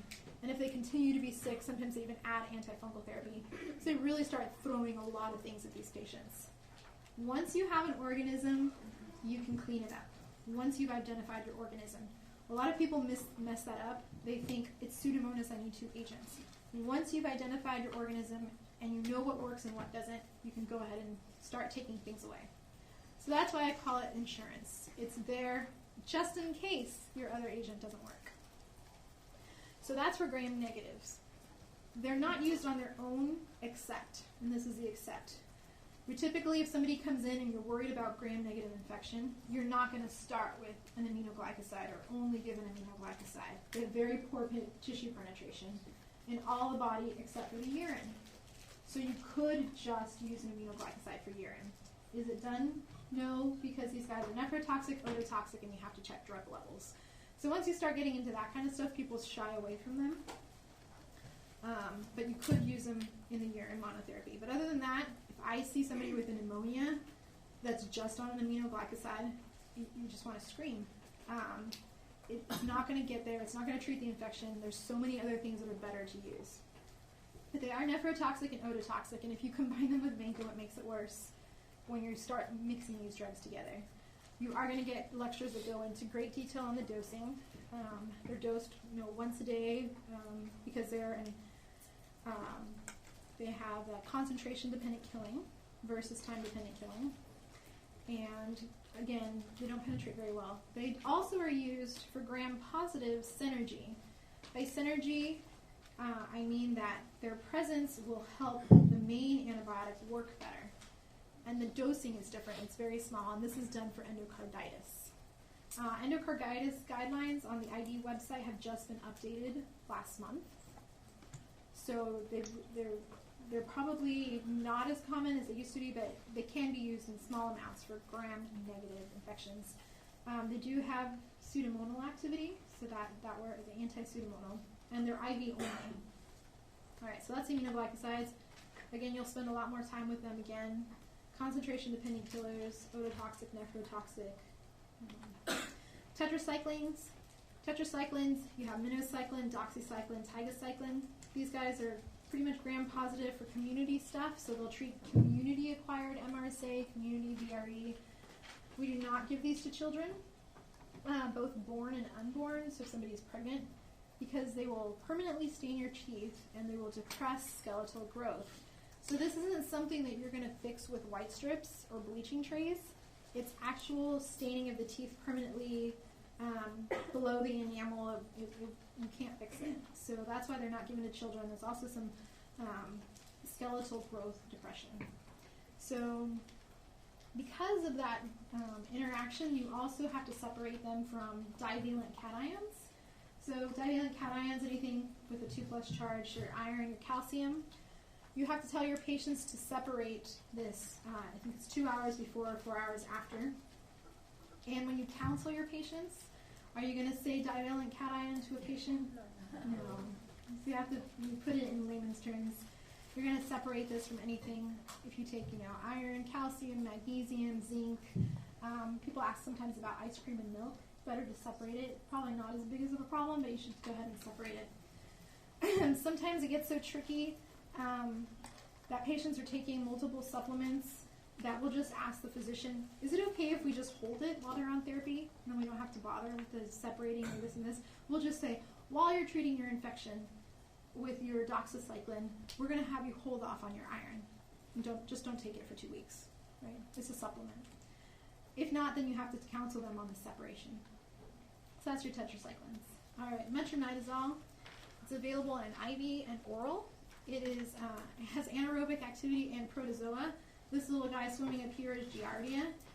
This is what people who hike and spend time outdoors, this is why they don't drink the stream or the lake water. So it's active against H. pylori, Giardia, trichomoniasis, Clostridium difficile. So this is one that you can use to treat a C. diff infection. The current guidelines recommend it for mild to moderate. The new guidelines will probably recommend it, but not as strongly. That's its place in therapy and its anaerobic activity.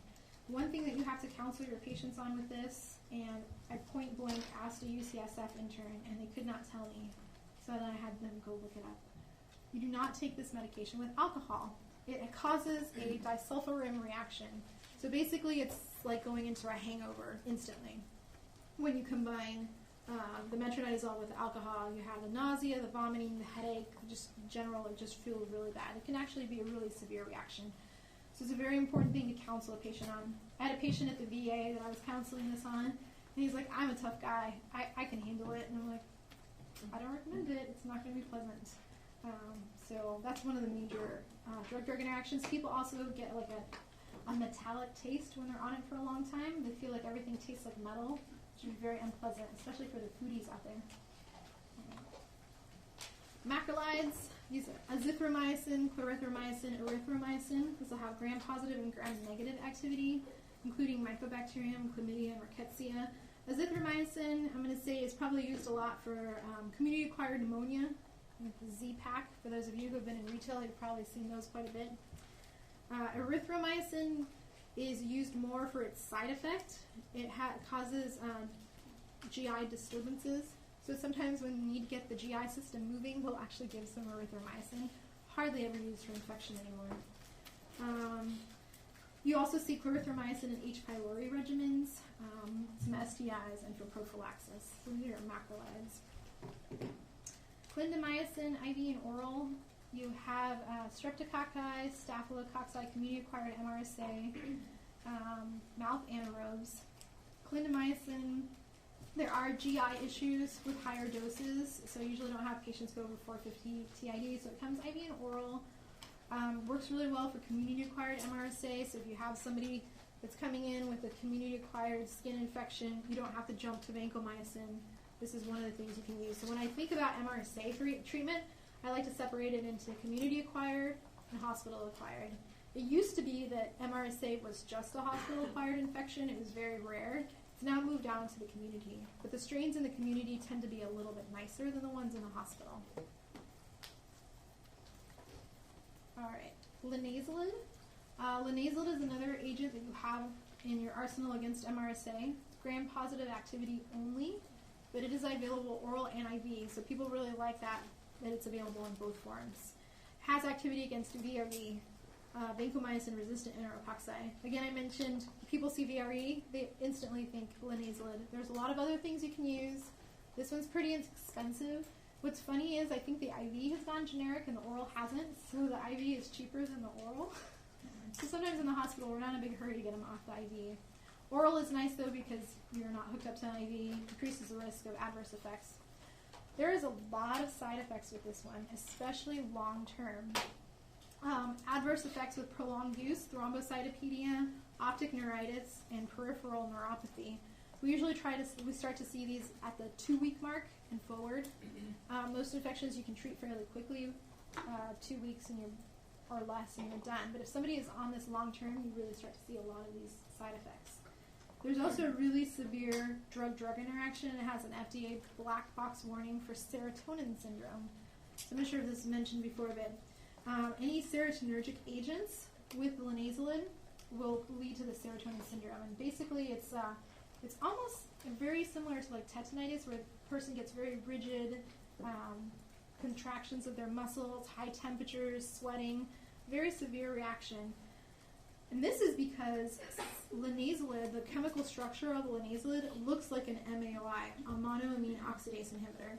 If you guys, once you do psych or you talk about MAOIs and monoamine oxidase inhibitors, they're not used because of all of their side effects and just poorly tolerated. So serotonin inhibitors that are used for depression and stuff will be an interaction for these.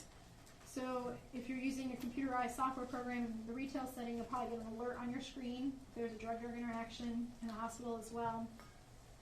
And the recommendation is to taper off the SSRI, but if it's an emergency and you're treating an infection, you can't really taper off, so then it tells you to use an alternative agent or just monitor. So a lot of times we're using an alternative agent because of that.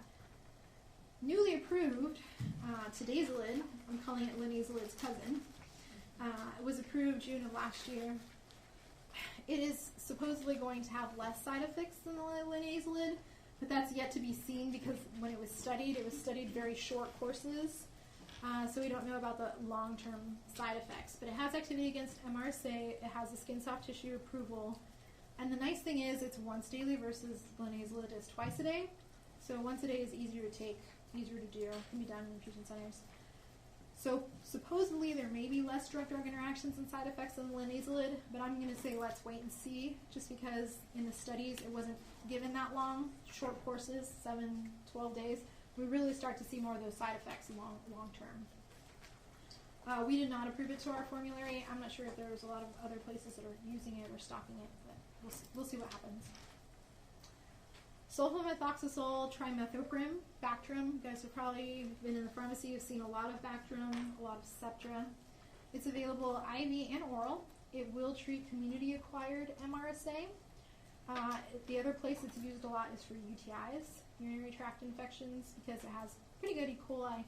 The only problem is that it's been prescribed so much, we're starting to see resistance. So there's some places where you will see resistance to E. coli, and so they'll use a fluoroquinolone instead.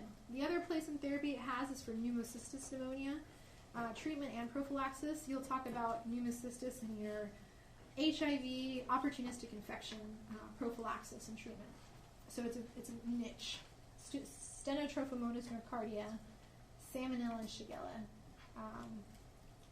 It's been around a long time. It's pretty well tolerated. It's inexpensive. Good for community-acquired infections.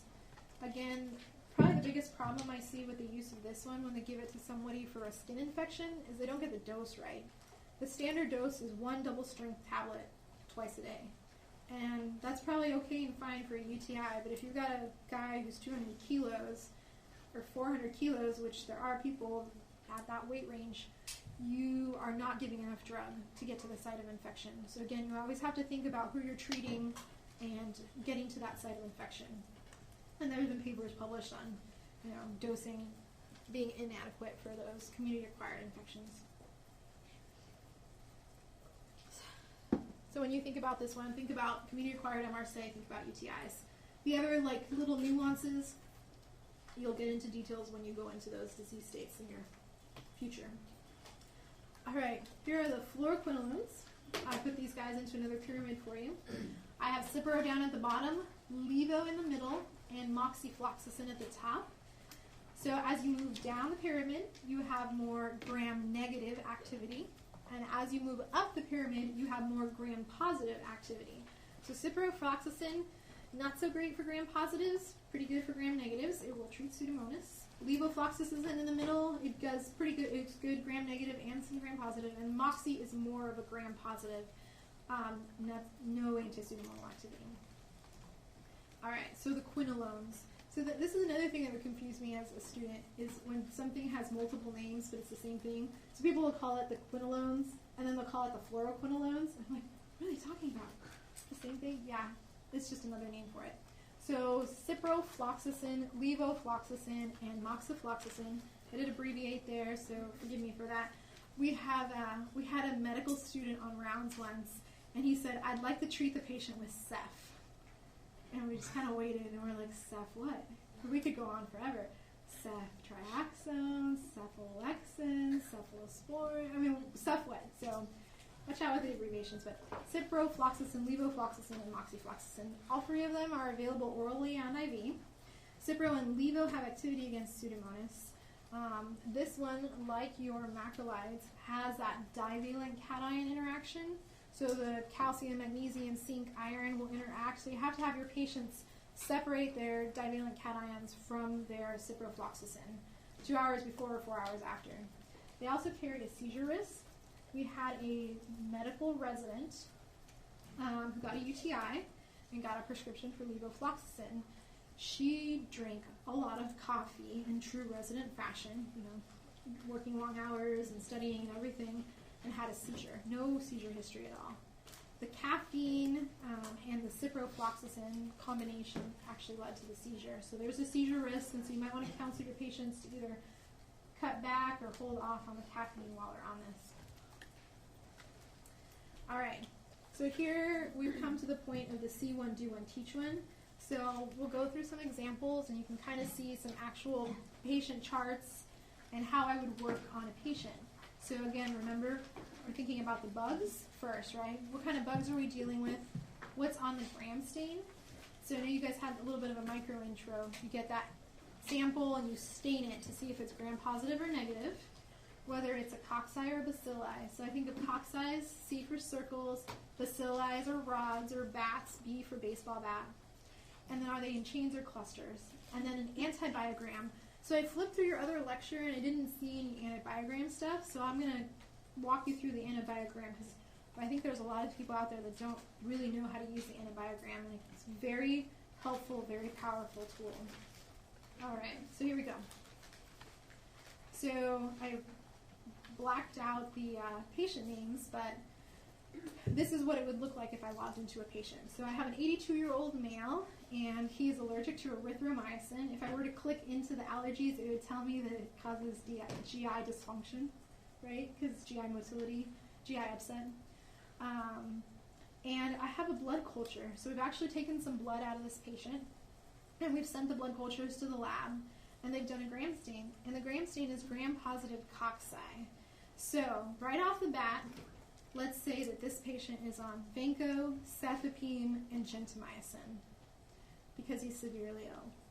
Blood cultures are coming back gram-positive cocci. What can I be getting rid of? What are we giving him again? Vanco, cefepime, and gentamicin. And then There's gram-positive cocci in the blood. That's what's come back. Can you just leave them on vanco? Yeah, so we can get rid of the gram-negative therapy, right? It's a little early, but most people would be okay with, okay, we're worried about a gram-positive infection now. So here we have gram-positive cocci. This is just a gram stain. Now we actually have to put it, depending on how your lab runs, we'll actually take that gram-positive, grow it, and test it to see what you have. So I have gram-positive cocci on the stain, and the lab is telling me it is Staph aureus. Who can tell me whether this is MRSA or MSSA and why? I've seen an ID fellow get asked this when they were new, and they were not able to explain it. what's S mean? It's MRSA. Okay, good job. I'm hearing MRSA. So the question was, what's oxacillin? So remember MSSA or MRSA, the M stands for methicillin. So that's the reagent the lab uses. They can use methicillin or they can use oxacillin. Our lab uses oxacillin. So it is oxacillin resistant. So it's MRSA. That's how you can tell. Some labs will use methicillin, and then you'd be easy to say, oh, it's methicillin resistant. We use oxacillin to test, because if it's resistant to ox, it's resistant to methicillin. All right, so this is your report from the lab, and it's actually telling you R, I, and S, and it's giving you numbers. And those numbers are the breakpoints.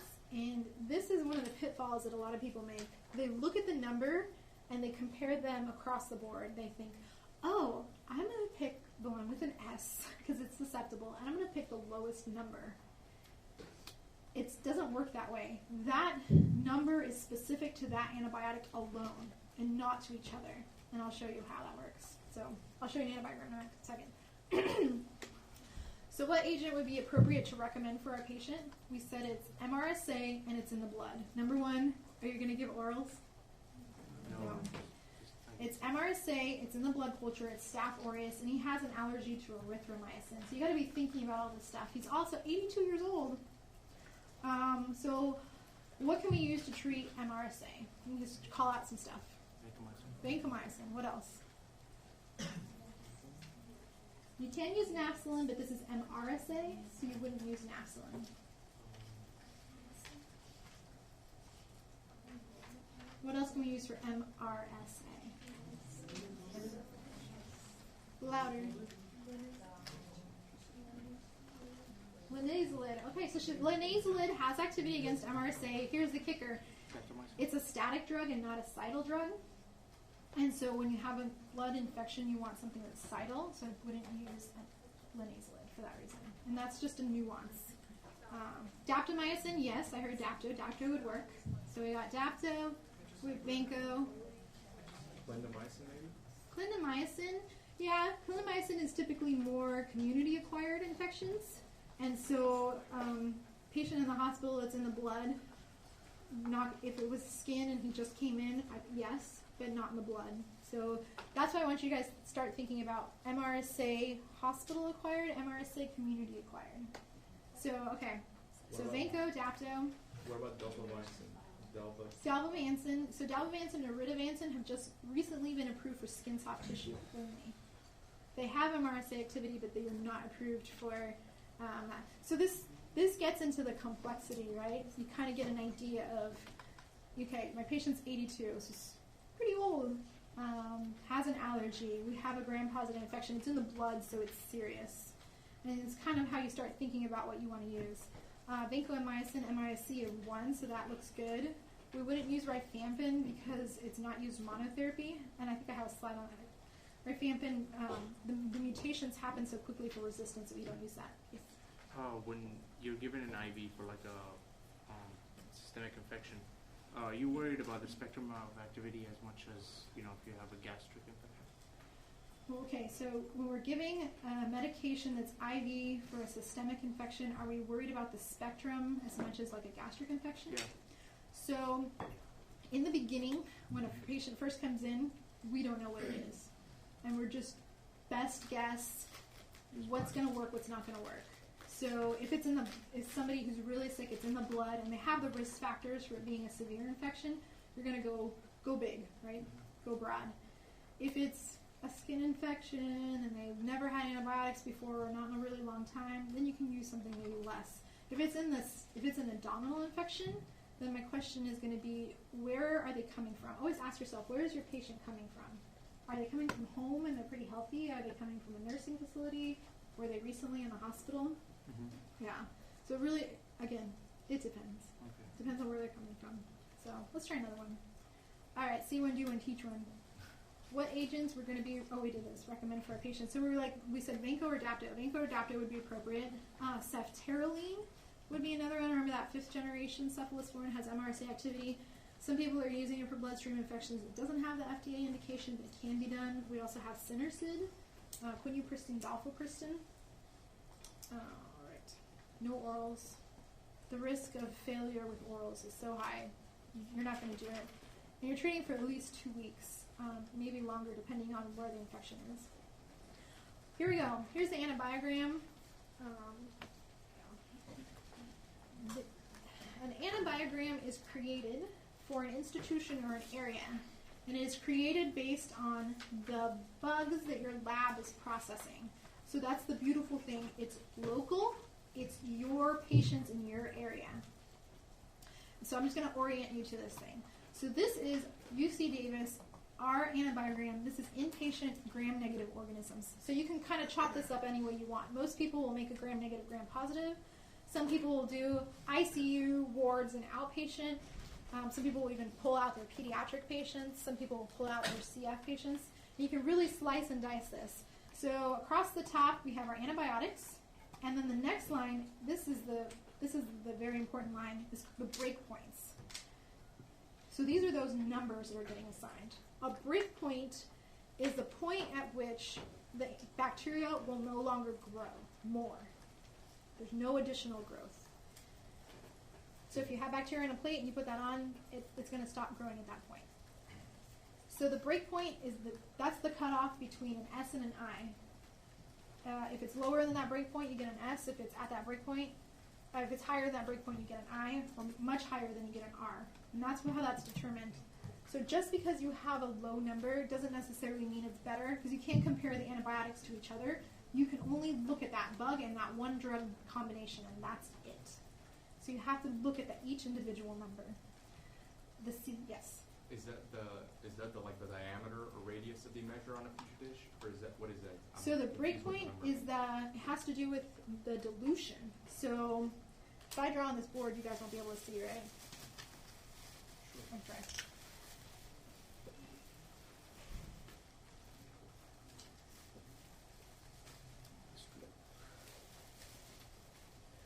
So for those of you that can't see, I did a circle. And in the middle of the circle is a long, skinny rectangle. So the circle is your petri dish. On your petri dish, you have a lawn of bacteria that has grown. You drop this disc, this strip of paper on to this disc, and you have gradations. It goes from less concentrated to more concentrated. So let's say this is 1, 16. It's less concentrated, it's impregnated with antibiotic, and down at the bottom you have less antibiotic, and as you move to the top you have more. And so what's going to happen is the MIC, the minimum inhibitory concentration, that breakpoint, is going to be determined based on where the lines touch. So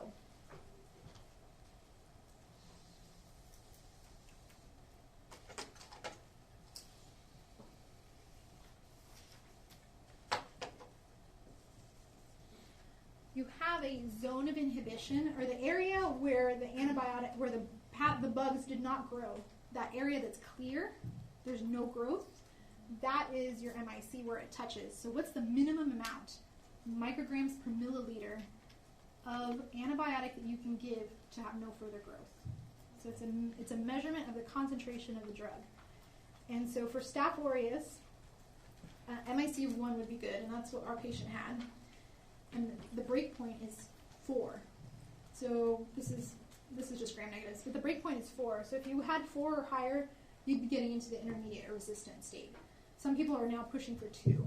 So the CLSI, the Clinical Service and Laboratory Institute, sets these numbers. And they will change them based on resistance or failures of patients. And so those numbers are set by that body. And so that's how you determine your minimum inhibitory concentration. And so then you can calculate how much drug do I have to give to reach that, or can I even reach it at all. That's how those numbers are determined. So this is nice because down here on this side you have your organisms, and you can go across and match your organism up, and it'll give you the percentage of likelihood it'll work. So we talked about Astrionam. Astrionam, what's its niche? Gram what? Negative. Gram negative. Astrionam, that green tree, it's gram negative organisms only, and it's going to be good for those patients who have pseudomonas allergies. So gram has gram-negative activity. So this is how you would read our antibiogram. So you have a patient with Pseudomonas, and this N right here, these numbers in this next column, these are the numbers of isolates we tested. So during this 1-year time frame, we received 82 isolates that we tested for Pseudomonas in the ICU. Of those 82 isolates, only 60% were treated by aztreonam. How do you like those odds? Would you take those? No, they're pretty bad. You want a lot higher than that. You want 80 to 90%. If I'm going to give you an antibiotic and cross my fingers and hope that it works, I'm going to try and pick something that has more activity. So in terms of Pseudomonas, aztreonam at our institution in the ICU, it looks really bad, right? Only 60% of the time did it actually work. And so you can make your upfront decisions, your empiric therapy, your initial decisions based on this data of what's the likelihood that I'm going to give something that works. So you come in and you have an infection, and I think it's Pseudomonas, and you've seen a lot of antibiotics, and you're in the ICU, you might need meropenem. So of the 82 samples that we tested for Pseudomonas, 81% of those were active. Meropenem worked. So that's how you'd use it, and that's the breakpoint is for.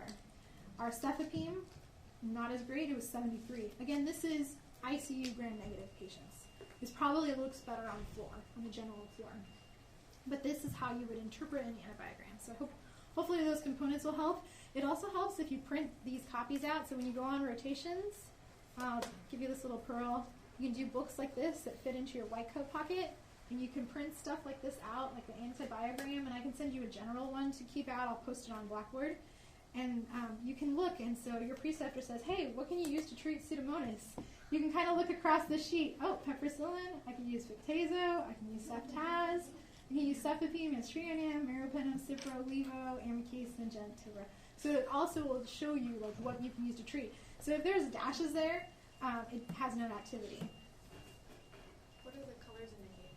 What do the colors indicate? Okay, so this is institutionally specific. So the colors indicate if it turned yellow, I think it looks better. And if it turned blue, I think it was worse. It was one of those things. So there's an internal flag for the infectious disease people to give us an idea of, are we doing better in terms of gram-negative resistance, or are we doing worse? So that's showing us where there was a change. If it wasn't highlighted, there was really no change over the past year or two, looking back. So most of the time, those wouldn't be highlighted. All right. If dash is no activity with 0. Dash is no activity could have been we had no isolates tested for that agent. So the 0 for piperacillin has been removed from the market or is currently not commercially available. So if you look at Proteus mirabilis, we had 17 isolates, and if you go over to penicillin, you'll see a 0. Or cefazolin, 0. They didn't even test it. So your micro lab can decide what to test and what not to test. And now we also have another problem in healthcare. It probably started about 7 or 8 years ago, drug shortages. So for those of you who are working in pharmacies, you've probably come across drug shortages, people in the hospital, people in retail. We currently have a meropenem shortage. It's bad because it's one of our big, broad agents, right? 4 companies make meropenem. 1 company has decided not to make it anymore. 1 company is under investigation for quality. So they're not making any right now. The other 2 cannot keep up with the demand. So that's where we are. So as a healthcare professional, what are you going to use next? What are you going to do for your patient? Ertapenem isn't going to treat Pseudomonas. So we also have to deal with that. Yeah, so the 0s is either no activity, we didn't test against it, didn't have the agent, or a dash. So hopefully that's a good introduction to an antibiogram. So here's another example. It's see one, do one, teach one. I open up a chart. This is a 29-year-old female. She's in the MICU. I have a sputum sample, and I look at this sputum sample, and down at the bottom, it says 4+ gram-negative rods. So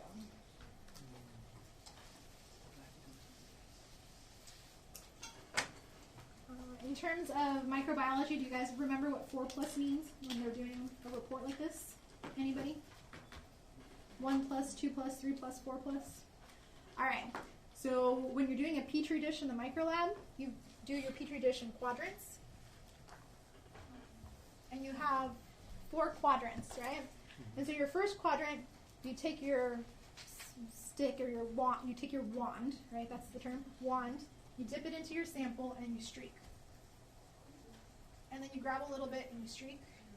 And then you grab a little bit more and streak. And then grab a little bit more and streak. So this is 1, 2, 3, 4. Your area of highest concentration is your first quadrant because that's the first one you touched, and then you started to pull across your petri dish, right? So if your lab is reporting 4+ gram-negative rods, that's a lot. There is a lot of organism there, and that just has to do. It's kind of a easy way to count to get a quantitative measure. They can do additional testing and actually give you a number, but here they're just telling you in this sample there is a lot of gram-negative rods. All right. So I'll tell you a little bit more about this patient. This is a 29-year-old female. She has an allergy to Zosyn. It's swelling. Her throat swells and she can't breathe. She's in the MICU. She's been in and out of healthcare since she was little. She has cystic fibrosis. So she's really bad pneumonia. So gram-negative rod in the ICU, lots of healthcare. What do you want to use? She has an allergy to Piptazo, which is a penicillin. Right? Can she use the azo one? The azo? Aztreonam? Yes. Yeah, aztreonam would work. What else? Gram-negative. Rods in the sputum. Can we go with aminoglycosides? Aminoglycosides, you can add an aminoglycoside. Mm-hmm. Yeah, you wouldn't want to use it alone. What about like 4th and 5th generation? Good. Fourth and fifth generation, so you have cefepime or the other one, the 5th generation, does not have activity against Pseudomonas. It has activity against MRSA and gram-negatives, so that's fine. She's in the quinolones, good. She's in the ICU and she's been in and out of a healthcare hospital. She's been in and out of the hospital, so I would be worried about Pseudomonas. So the 5th generation won't have that Pseudomonal activity. Anything else? Ciprofloxacin. Anybody want to use a carbapenem? Yeah, carbapenem, meropenem, ertapenem, not ertapenem because it doesn't have Pseudomonal, imipenem or Dori. I think we pretty much cover the gram-negatives. We have some fancy new ones. We have Avicaz and Zabraxa, the Toltaz and Taz-Avi. All right, you guys want to see what it looks like?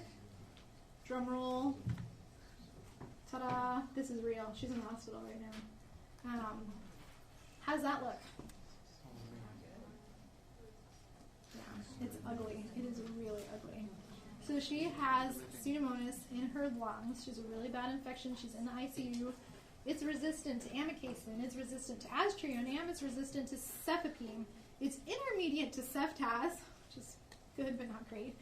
Ciprofloxacin resistant, gent resistant, levo resistant, meropenem resistant. Susceptible to Piptazo, but what is this? She has an allergy. Yeah. Piperacillin susceptible, which is another component, and toba resistant. So here you go. What do you do?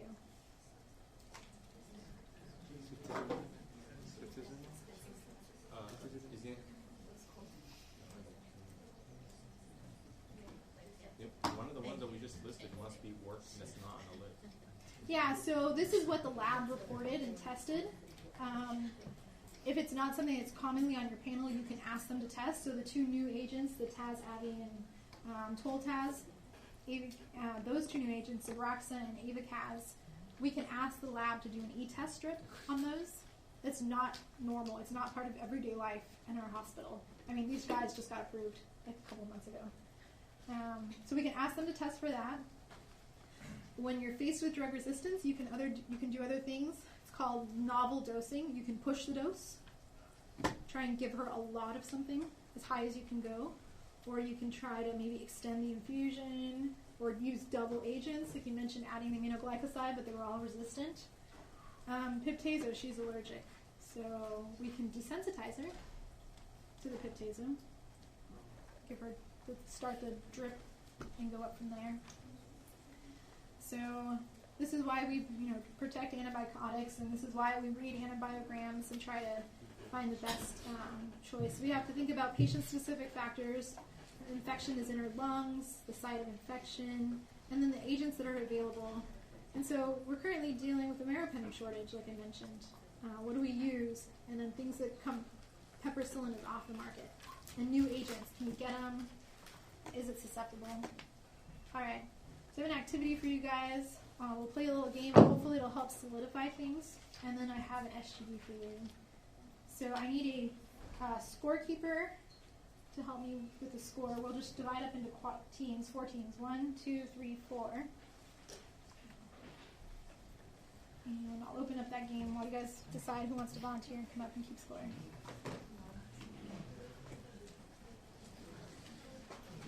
I'll do it. All right.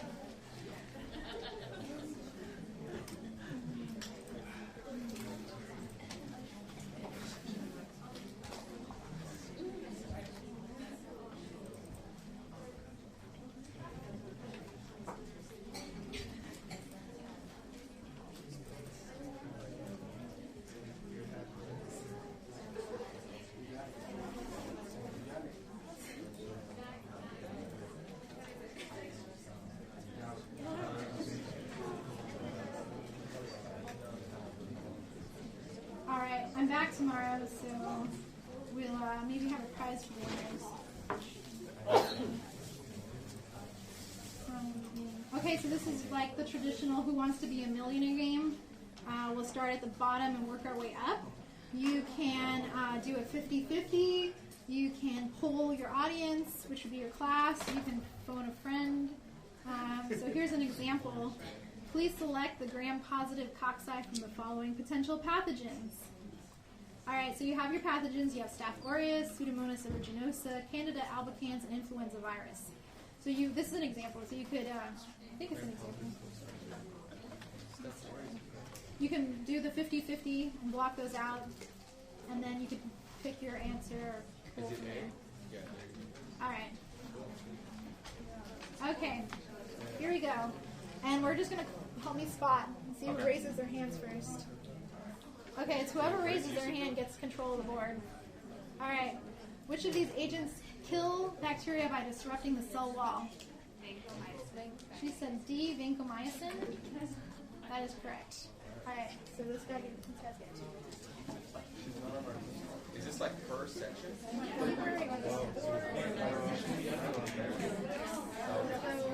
One. All right, so you got team 1, team 2, team 3, team 4.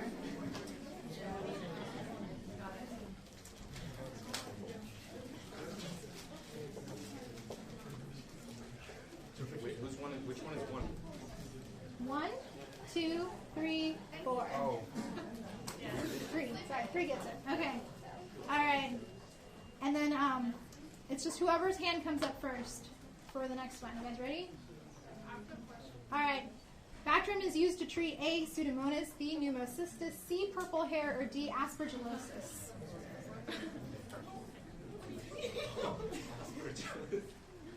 Is that your final answer? He says B. All right. B is correct. So aspergillosis is a fungal infection. We use voriconazole for that one. Bactrim, trimethoprim, sulfamethoxazole is used for pneumocystis. All right. First hand up gets control. Question. For 1,000, what agents have seizures listed in their side effect profile? Is it A, meropenem, B, ciprofloxacin, C, nafcillin, or D, all of the above? Ooh, that's all of the above. The 3 or 2? Which one did you see first? Okay. And your answer is? D, all of the above. That's correct. Name? What's your name? David. Okay. Hey, 2, you gotta put your All right. Okay, moving up the board, 2,500. Here we go. Which medication is the drug of choice for MSSA and is available as an IV formulation? No, wait. You said. Whoever you saw first. I saw him first. Okay. This is so rigged. All right, A, nafcillin.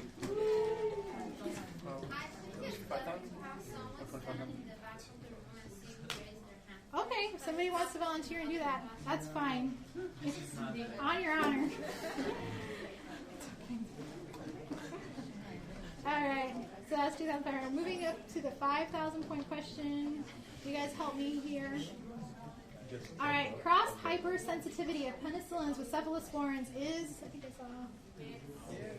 Whose hand did we see first?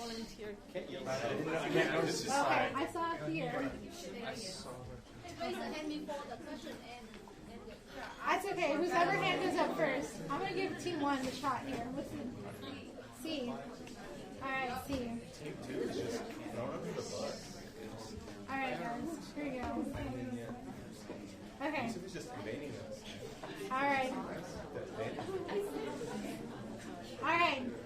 10,000. Your patient CC has a pseudomonal infection. Which antimicrobial can be used for treatment? A. Vanco. D. Dapto. C. Linezolid. C. Cefepime. Team 2. C. C. Cefepime. That is correct. D. Cefepime. That's correct. Starts with a C. Alright. Did they say C or D? I said C. Oh, sorry. I messed up. Okay. Did they get him? No. No, so we didn't. Alright. A. Vancomycin is a drug of choice for what? Vancomycin is a drug of choice for what infection? MRSA. Daptomycin can be used for what? MRSA, linezolid, as well as Cefepime pseudomonas. Okay, sorry about that. I totally heard. Got confused. Okay, next question. I messed it up. 25,000. Your patient AD has serotonin syndrome. You check the medication, the MAR, medication administration record, to see what medication could be implicated. Andrew was here for days. Days.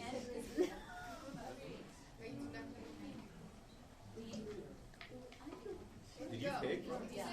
She's over here. D linezolid. Good job. All right. This is just Austin. Okay. Team 3 is just killing it. Team 3, oh my. All right. 50,000. Which antibiotics cannot be given orally at the same time as divalent cations? Which ones? Group 1. Is it A, Cipro, B, Doxy, C, A and B, or D, none of the above? Saying C, A, and B. Very good. Divalent cations, magnesium, calcium, iron. Team 1 just killed it. What if we Okay. get the $1 million question? All right. Moving up the board. It's day number 2 for C. difficile treatment for your patient, JA. You notice the patient is not getting better on IV vancomycin. What's wrong? Should you continue? A, continue. B, not appropriate. Should be oral. C, not appropriate. Can't use Vanco. Or D, increase the dose. That's correct. So, B, it's not appropriate. Should be oral. So C, diff. That's the only indication for oral vancomycin is C. difficile. This game is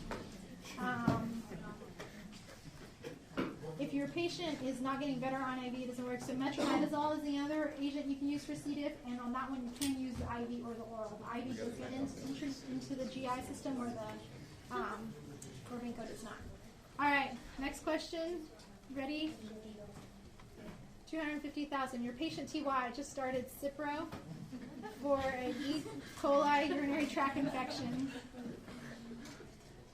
It is A, not appropriate, B, not appropriate for UTI. It's available IV only, or it's appropriate.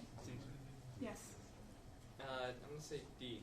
I'm saying D is appropriate therapy. That is correct. yes! Let's go. Oh, man. Remember, this class is very competitive. Okay. All right. 500,000, 500,000. Here we go.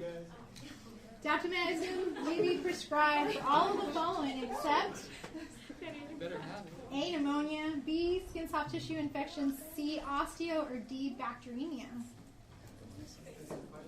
Are you retracting? Are you still okay? All right. No. Dan, you want a 50-50? Never All right. used for pneumonia. Final answer? A. Okay. Why? Is there a time limit? Can we put the clock? It's just a review, guys. It's just a review. All right. Last question. Here we go. While clarifying drug allergies on your patient, you find out she has shortness of breath and a rash associated with penicillin G. Which cell wall active agent is safest to administer to this patient? Is it A, ertapenem, B, cefepime, C, peptado, or D, estradiol? 2? All right. Let's do 50-50. We want to use our advantage. Let's go with D.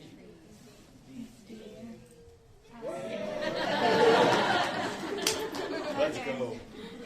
Does that help kind of get the things into your head? Yeah?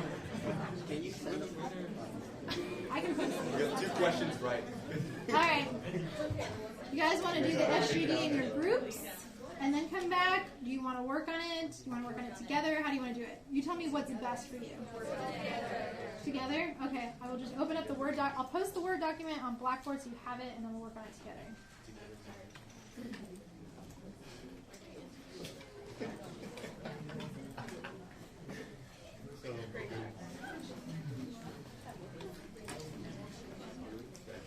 Team 3 would just kill one. All right. Thank you.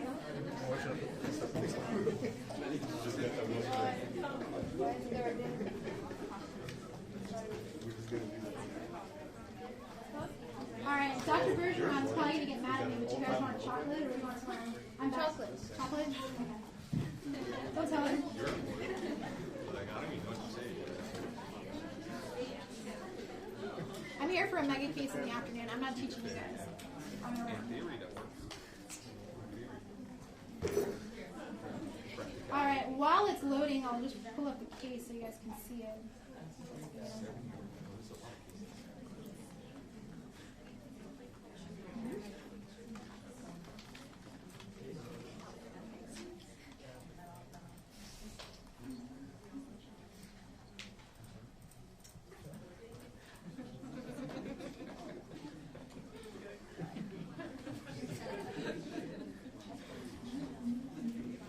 Like, all of a sudden, like,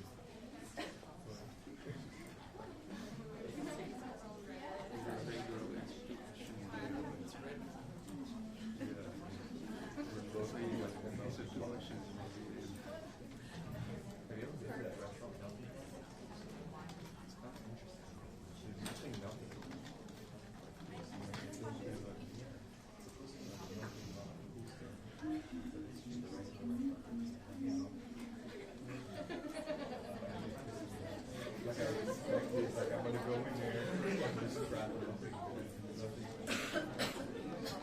No, it's just normal.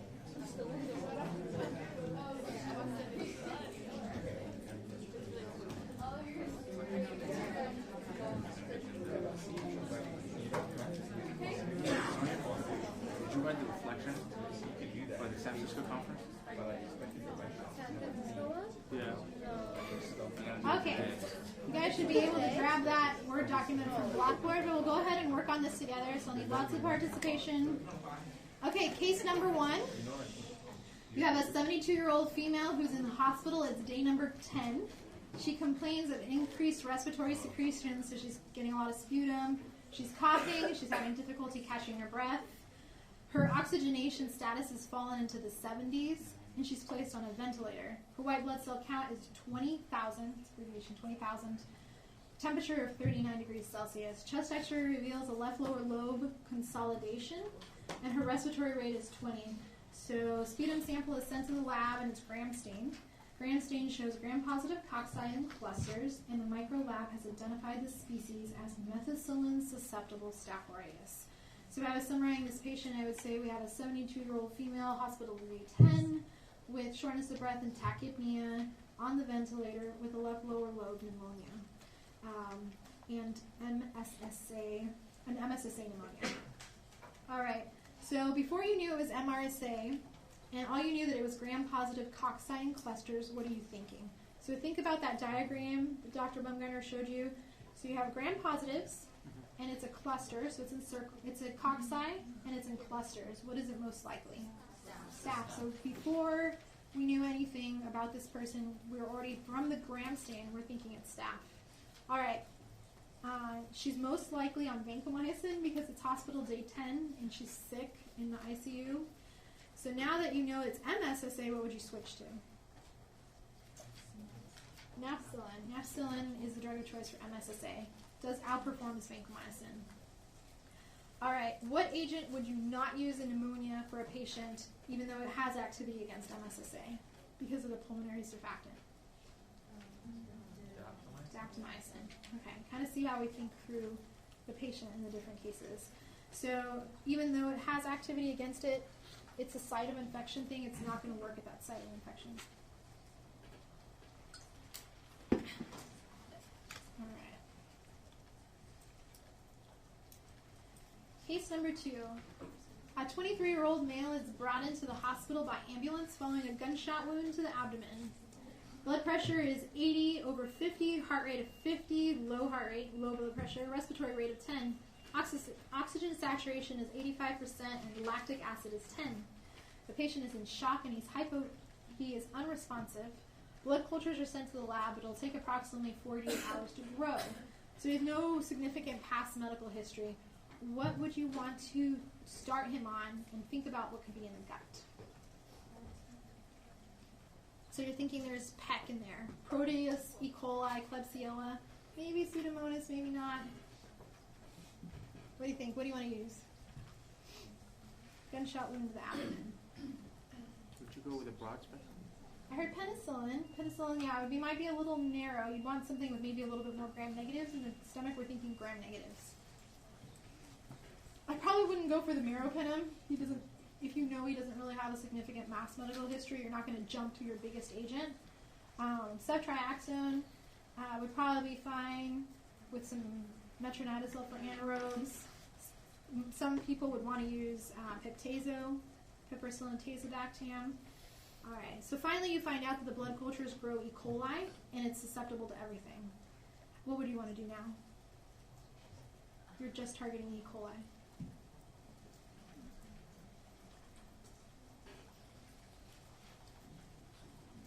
Again, this was meant to be an SGD, so you'd have time to look it up and not just know it right off the top of your head. So you guys can take a look and then come up with some things that you would think would be active against E. coli. So gram negative.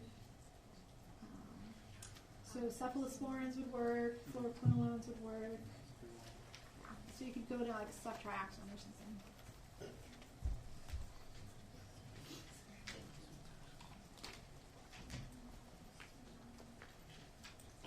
All right, case number 3. Patient presents to the clinic with a rash on his right lower leg. Patient is 15 years old. He's on the high school wrestling team. His vital signs are normal. His white count is normal, and he doesn't have a temperature. He's afebrile. He reports that other members of the wrestling team have similar skin infections, and he has an allergy to sulfa, which is rash. His weight is 70 kilos. He has no other significant past medical history, and he's not on any other medications. So what's the most likely cause of this skin infection? I heard ringworm? Staph?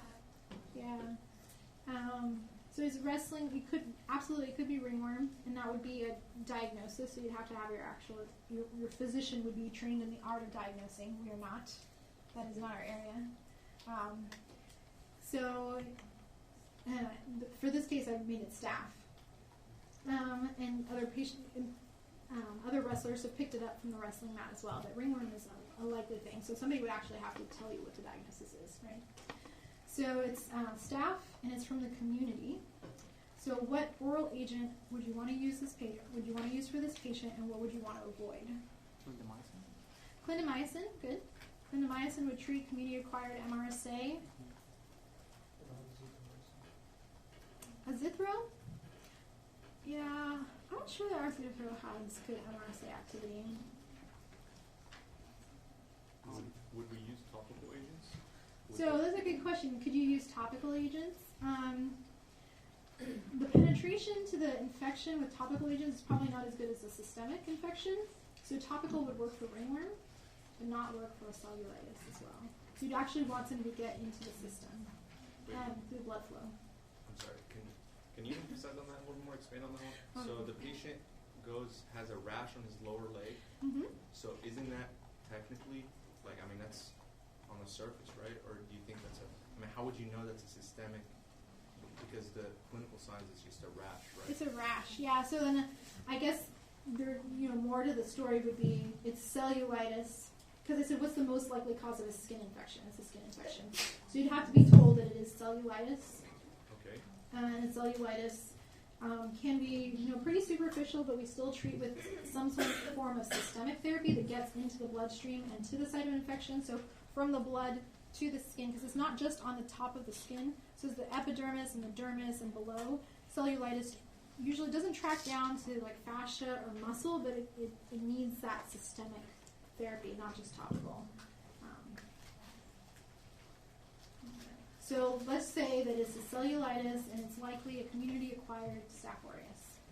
And he has an allergy to sulfa. You can use penicillins. Penicillins, if they had good staph activity. I like the clindamycin. Doxycycline is kind of an iffy thing because he's 15 years old. And what's the problem with the doxycycline? Is it okay or is he too young? He's okay, right? He's okay. Yeah, it's like 8 years old. He's fine. The sulfa allergy, a lot of people will use trimethoprim, sulfamethoxazole, for skin infections, but he has a sulfa allergy. I would not make an exam question like this. This is a case to kind of work through an SGD. So don't think that that's what that would look like.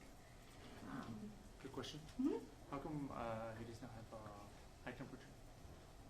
He doesn't have a high temperature because it's not severe enough to actually have a temperature. Yeah, so depending on, like if you have a urinary tract infection and it's just in the bladder, it's called a cystitis, and it's localized infection to the bladder. Most people don't have any other symptoms besides just the bladder symptoms, the burning with urination and the frequency, the cystitis, so it's dysuria and frequency. So it's a concentrated infection. If you had an abscess, you might not have any other signs of infection. You wouldn't have necessarily a high white count or a temperature if the infection is localized or concentrated or controlled. If it's rip-roaring and everywhere, so if the infection were to move from out of the bladder into the kidneys, so a pyelonephritis, an upper tract infection, then you start seeing a high temperature. So it depends on the location and the severity. Yeah. Staph in the blood, oh yeah, you're probably going to have a really good fever. Meningitis, really great fever as well. Cystitis, probably not. Cellulitis, maybe not. So, all right. So, oral agents. So think about what you can use orally and avoid his allergy. So maybe what I should have done is started with the bottom activity. So let's just go there and go back to our cases. So I was going to have group 9 give me a list of all the IV agents available for MRSA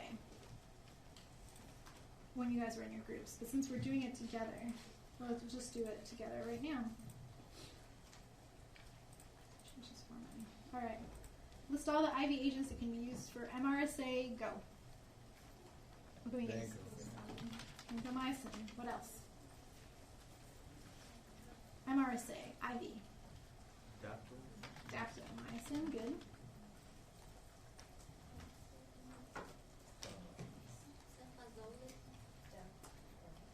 This is MRSA. Napsilin? Napsilin is MSSA. Sulfamethoxazole. I'm sorry? Sulfamethoxazole. Sulfamethoxazole. So sulfamethoxazole, trimethoprim, Bactrim has activity. It's available IV, but it's usually not used for MRSA infections, but it works for community acquired, so that's fine. So we are trying to, yes, dalbavancin and iridovancin. So that's Bactrim.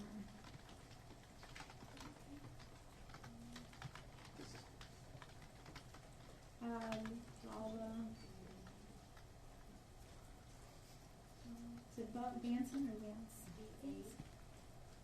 I keep messing that up. I messed it up on the slide too.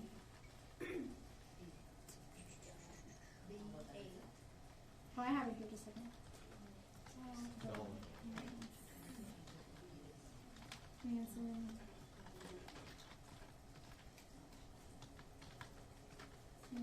All right. Vancomycin, daptomycin, Bactrim, dalbavancin, iridovancin. What else? Linezolid, benzoylid. There's a cephalosporin.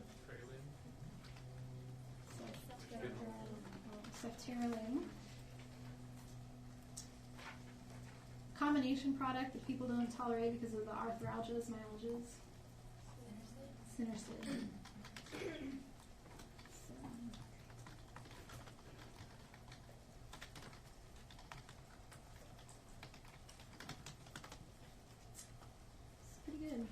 Guillermo, MRSA. There is one I didn't have in the lecture till Advancin. It was taken off the market, they just weren't making it, and I think it's back on the market now. Again, not a big player. In terms of vancomycin IV agents, for MRSA, it's going to be Vanco, and followed by Dacto. Okay, what do we have orally to treat MRSA?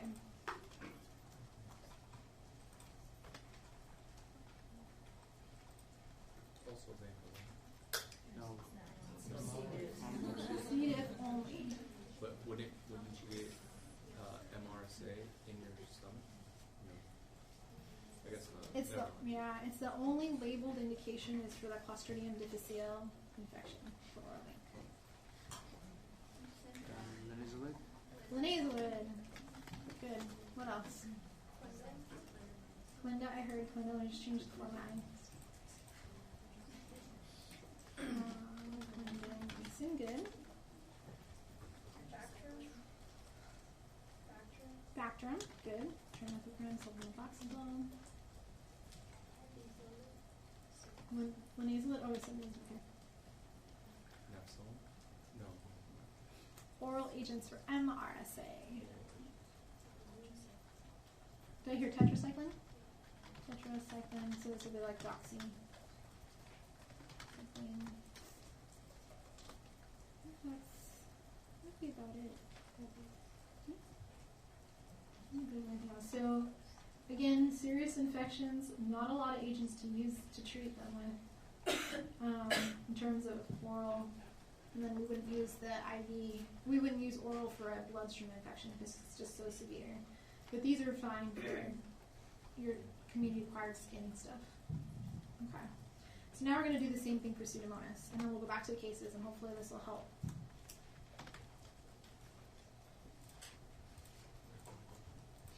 All right. IV agents that can be used to treat Pseudomonas. Cefepime, good. Good.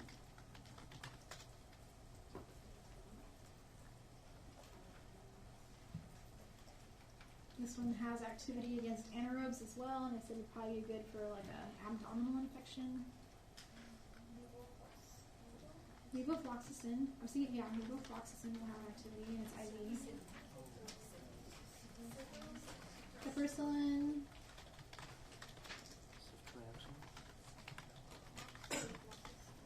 Ceftriaxone does or does not? Does.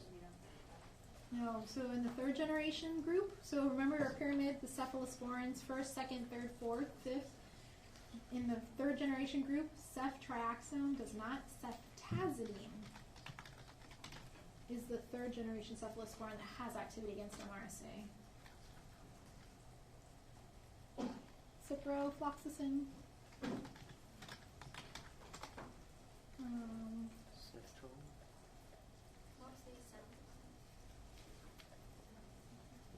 I hear quiet voices. Ceftrol. Say it with confidence. Fifth generation cephalosporin. Fifth generation cephalosporin is ceftriaxone plus MRSA activity. It does not have anti-pseudomonal activity. Ceftaroline will treat MRSA, but not Pseudomonas.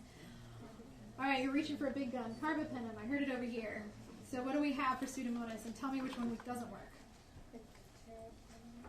Okay, ertapenem would not work, so meropenem, IMI, and Dory. All right, do you have anything else here? And the new guys on the block, the AV-CAS and Zabraxone.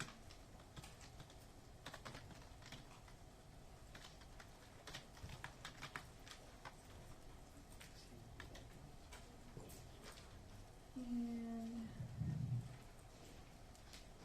that's about it. Can't think of anything else. So, I mean, we have some stuff, not a lot. This is IV. Here comes the sad part. What do we have for oral agents to treat Pseudomonas? Ciprofloxacin. Ciprofloxacin. What else? in that same family. It's at the, remember we have the pyramid? Levofloxacin did. Anything else? It starts with an M. Moxie does not have activity. It's at the top of the pyramid. It's more gram-positive. It loses anti-pseudomonal at the top. Yeah. So there is one exception. I'll just throw it out here, but it's only for bladder.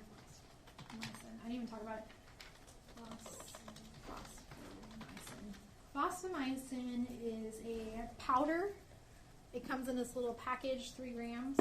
You add it to water and drink it. It's beautiful. It has very broad spectrum. It'll treat Pseudomonas. It'll treat ESBLs, VRE. It is for cystitis, UTI, lower tract only. So if a patient has a UTI and it's in the bladder only, you could use fosfomycin if it's Pseudomonas. And doctors will love you, kiss your feet if you give them this recommendation when they're really at their wit's end because they have nothing else to use. For patients who get lots of UTIs, they've seen a lot of fluoroquinolones. So usually when you look at the micro report, it's resistant to fluoroquinolones. And so once it's resistant to fluoroquinolones and they have Pseudomonas in their urine, that's it. You don't have anything else. If it is just a lower tract and it's just the bladder and they didn't have the flank pain and they didn't have the fever and everything else, you could use that fosfomycin. It's kind of like I pull this out of my back pocket every once in a while, but if it's more severe, you can't use it. It's not going to help. So hopefully those lists will help you, and we'll jump back into the cases. See how we're doing on time. Good? Okay. Case number 4. 26-year-old female presents to the emergency department with the worst headache of her life. She's dizzy and the bright lights are bothering her. Her temperature is 40 degrees Celsius, so it's elevated. White blood count is 20,000, respiratory rate of 15. Oxygen saturation is 100. They do a lumbar puncture, and so they get some CSF fluid and it's cloudy. CSF fluid should be clear. And they gram stain it, and there's gram-positive cocci in chains. Patient is admitted to the hospital with meningitis. All right, so 26-year-old female with meningitis, gram-positive cocci in chains. What agent would you start while waiting for the culture and sensitivity on the organism? So you have, think back to your micro, gram-positive, cocci, it's changed. Strep, yeah. So most likely you're dealing with a strep organism. The microbiology lab identifies the organism as Strep pneumoniae. So how would you like to treat her? Penicillin is good, especially if you have MACs back for it. You could use ceftriaxone, does really well for this as well. Penicillin would be the drug of choice. And then if you were in a SGD environment, I would have you look up which antibiotics get into the CSF well and which don't. So I'm not going to make you do that for a time and because it's not going to enhance your learning. Yeah, so there you go, blood-brain barrier. It does in higher doses. You have to push the dose up with the penicillin. Ceftriaxone does nicely. Vancomycin does if there is inflammation. So it depends on the drug. And so usually I group the drugs into good, medium, and poor. And so if you're interested, you can kind of dive into that, or if you want me to post that table, you'll get a meningitis lecture. But what she mentioned is a good point. You have to get your drug to the site of infection, and that's called crossing the blood-brain barrier. Some drugs do that better than others, and some just don't do it very well at all. So that would be the most important thing, and that would be why you would use IV therapy and push the dose. All right. Case number 5. We have an 86-year-old male who's a resident of a nursing home, and he complains of burning with urination. He weighs 65 kilos, and his serum creatinine is 4. So without even calculating a Krakow galt, how does that serum creatinine look? Good? Bad? It's pretty high. It's high. Yeah, it's fine. The patient has really poor IV access, and the physician wants to treat him with an oral agent. A urine sample is sent to the lab, and it's cloudy. Urine should not be cloudy. It should be clear. With 50 white blood cells and large leukoesterase. His temperature is 39 degrees Celsius, and all his other vital signs are within normal limits. What oral agent would be appropriate to treat his likely urinary pathogens? So what would you like to most likely what's in the urine. Typically, number one cause of UTI is E. coli, urinary tract infections. So you're treating stuff in the urine, Proteus, E. coli, Klebsiella. So what would you like to use for his urine? Quinolone, yeah. You have already told me that he has some renal dysfunction. Does anybody want to calculate his creatinine clearance? Give you an age and weight. It's gonna be really low. It's like 20 or something, or 30. So when you're using your agents, you'll also have to check and see if they need to be adjusted. So let's say you were using a fluoroquinolone, you probably have to adjust the dose based on his renal function. All right, here's an update on this guy. The microlab calls, and he has Pseudomonas, over 100,000 colonies of Pseudomonas in his urine. What oral options do you have to offer for the treatment of his UTI? Cipro and Levo. Good job. He was pretty sick. He had temperature and upper tract infection, so I wouldn't use the fosfomycin in him. So if it's susceptible, you could use Levo or Cipro. All right. This is helping kind of get the medications seem more real and activity and spectrum. All right, what did you get? She got 12.19. So let's say it's creatinine clearance of 12 mils per minute. Okay. All right, case number 6. You have a 21-year-old female who's been hospitalized for 2 weeks. So she's been in the hospital for a while. She's complaining of feeling feverish and tired. Her heart's racing. She has an IV line that has been in her arm since the first day of her hospitalization. Temperature is 41 degrees Celsius. Her white blood count is 17,000. Her lactic acid is 9. Her respiratory rate is 20.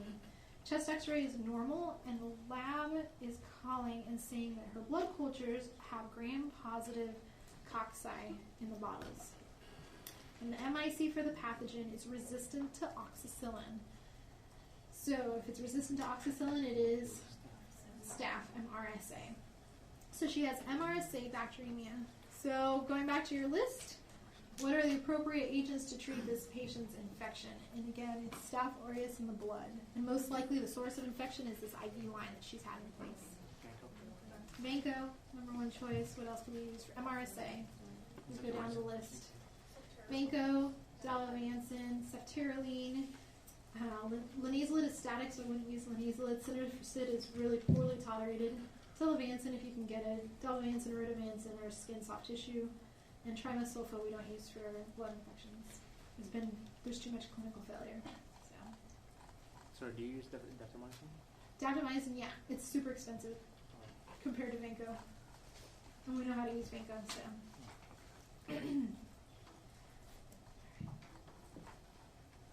Okay, case number 7. 22-year-old female presents to the clinic complaining of burning with urination, urinary frequency, and fever. She has no additional medical history or allergies. She doesn't have a temperature. White blood cell count is normal.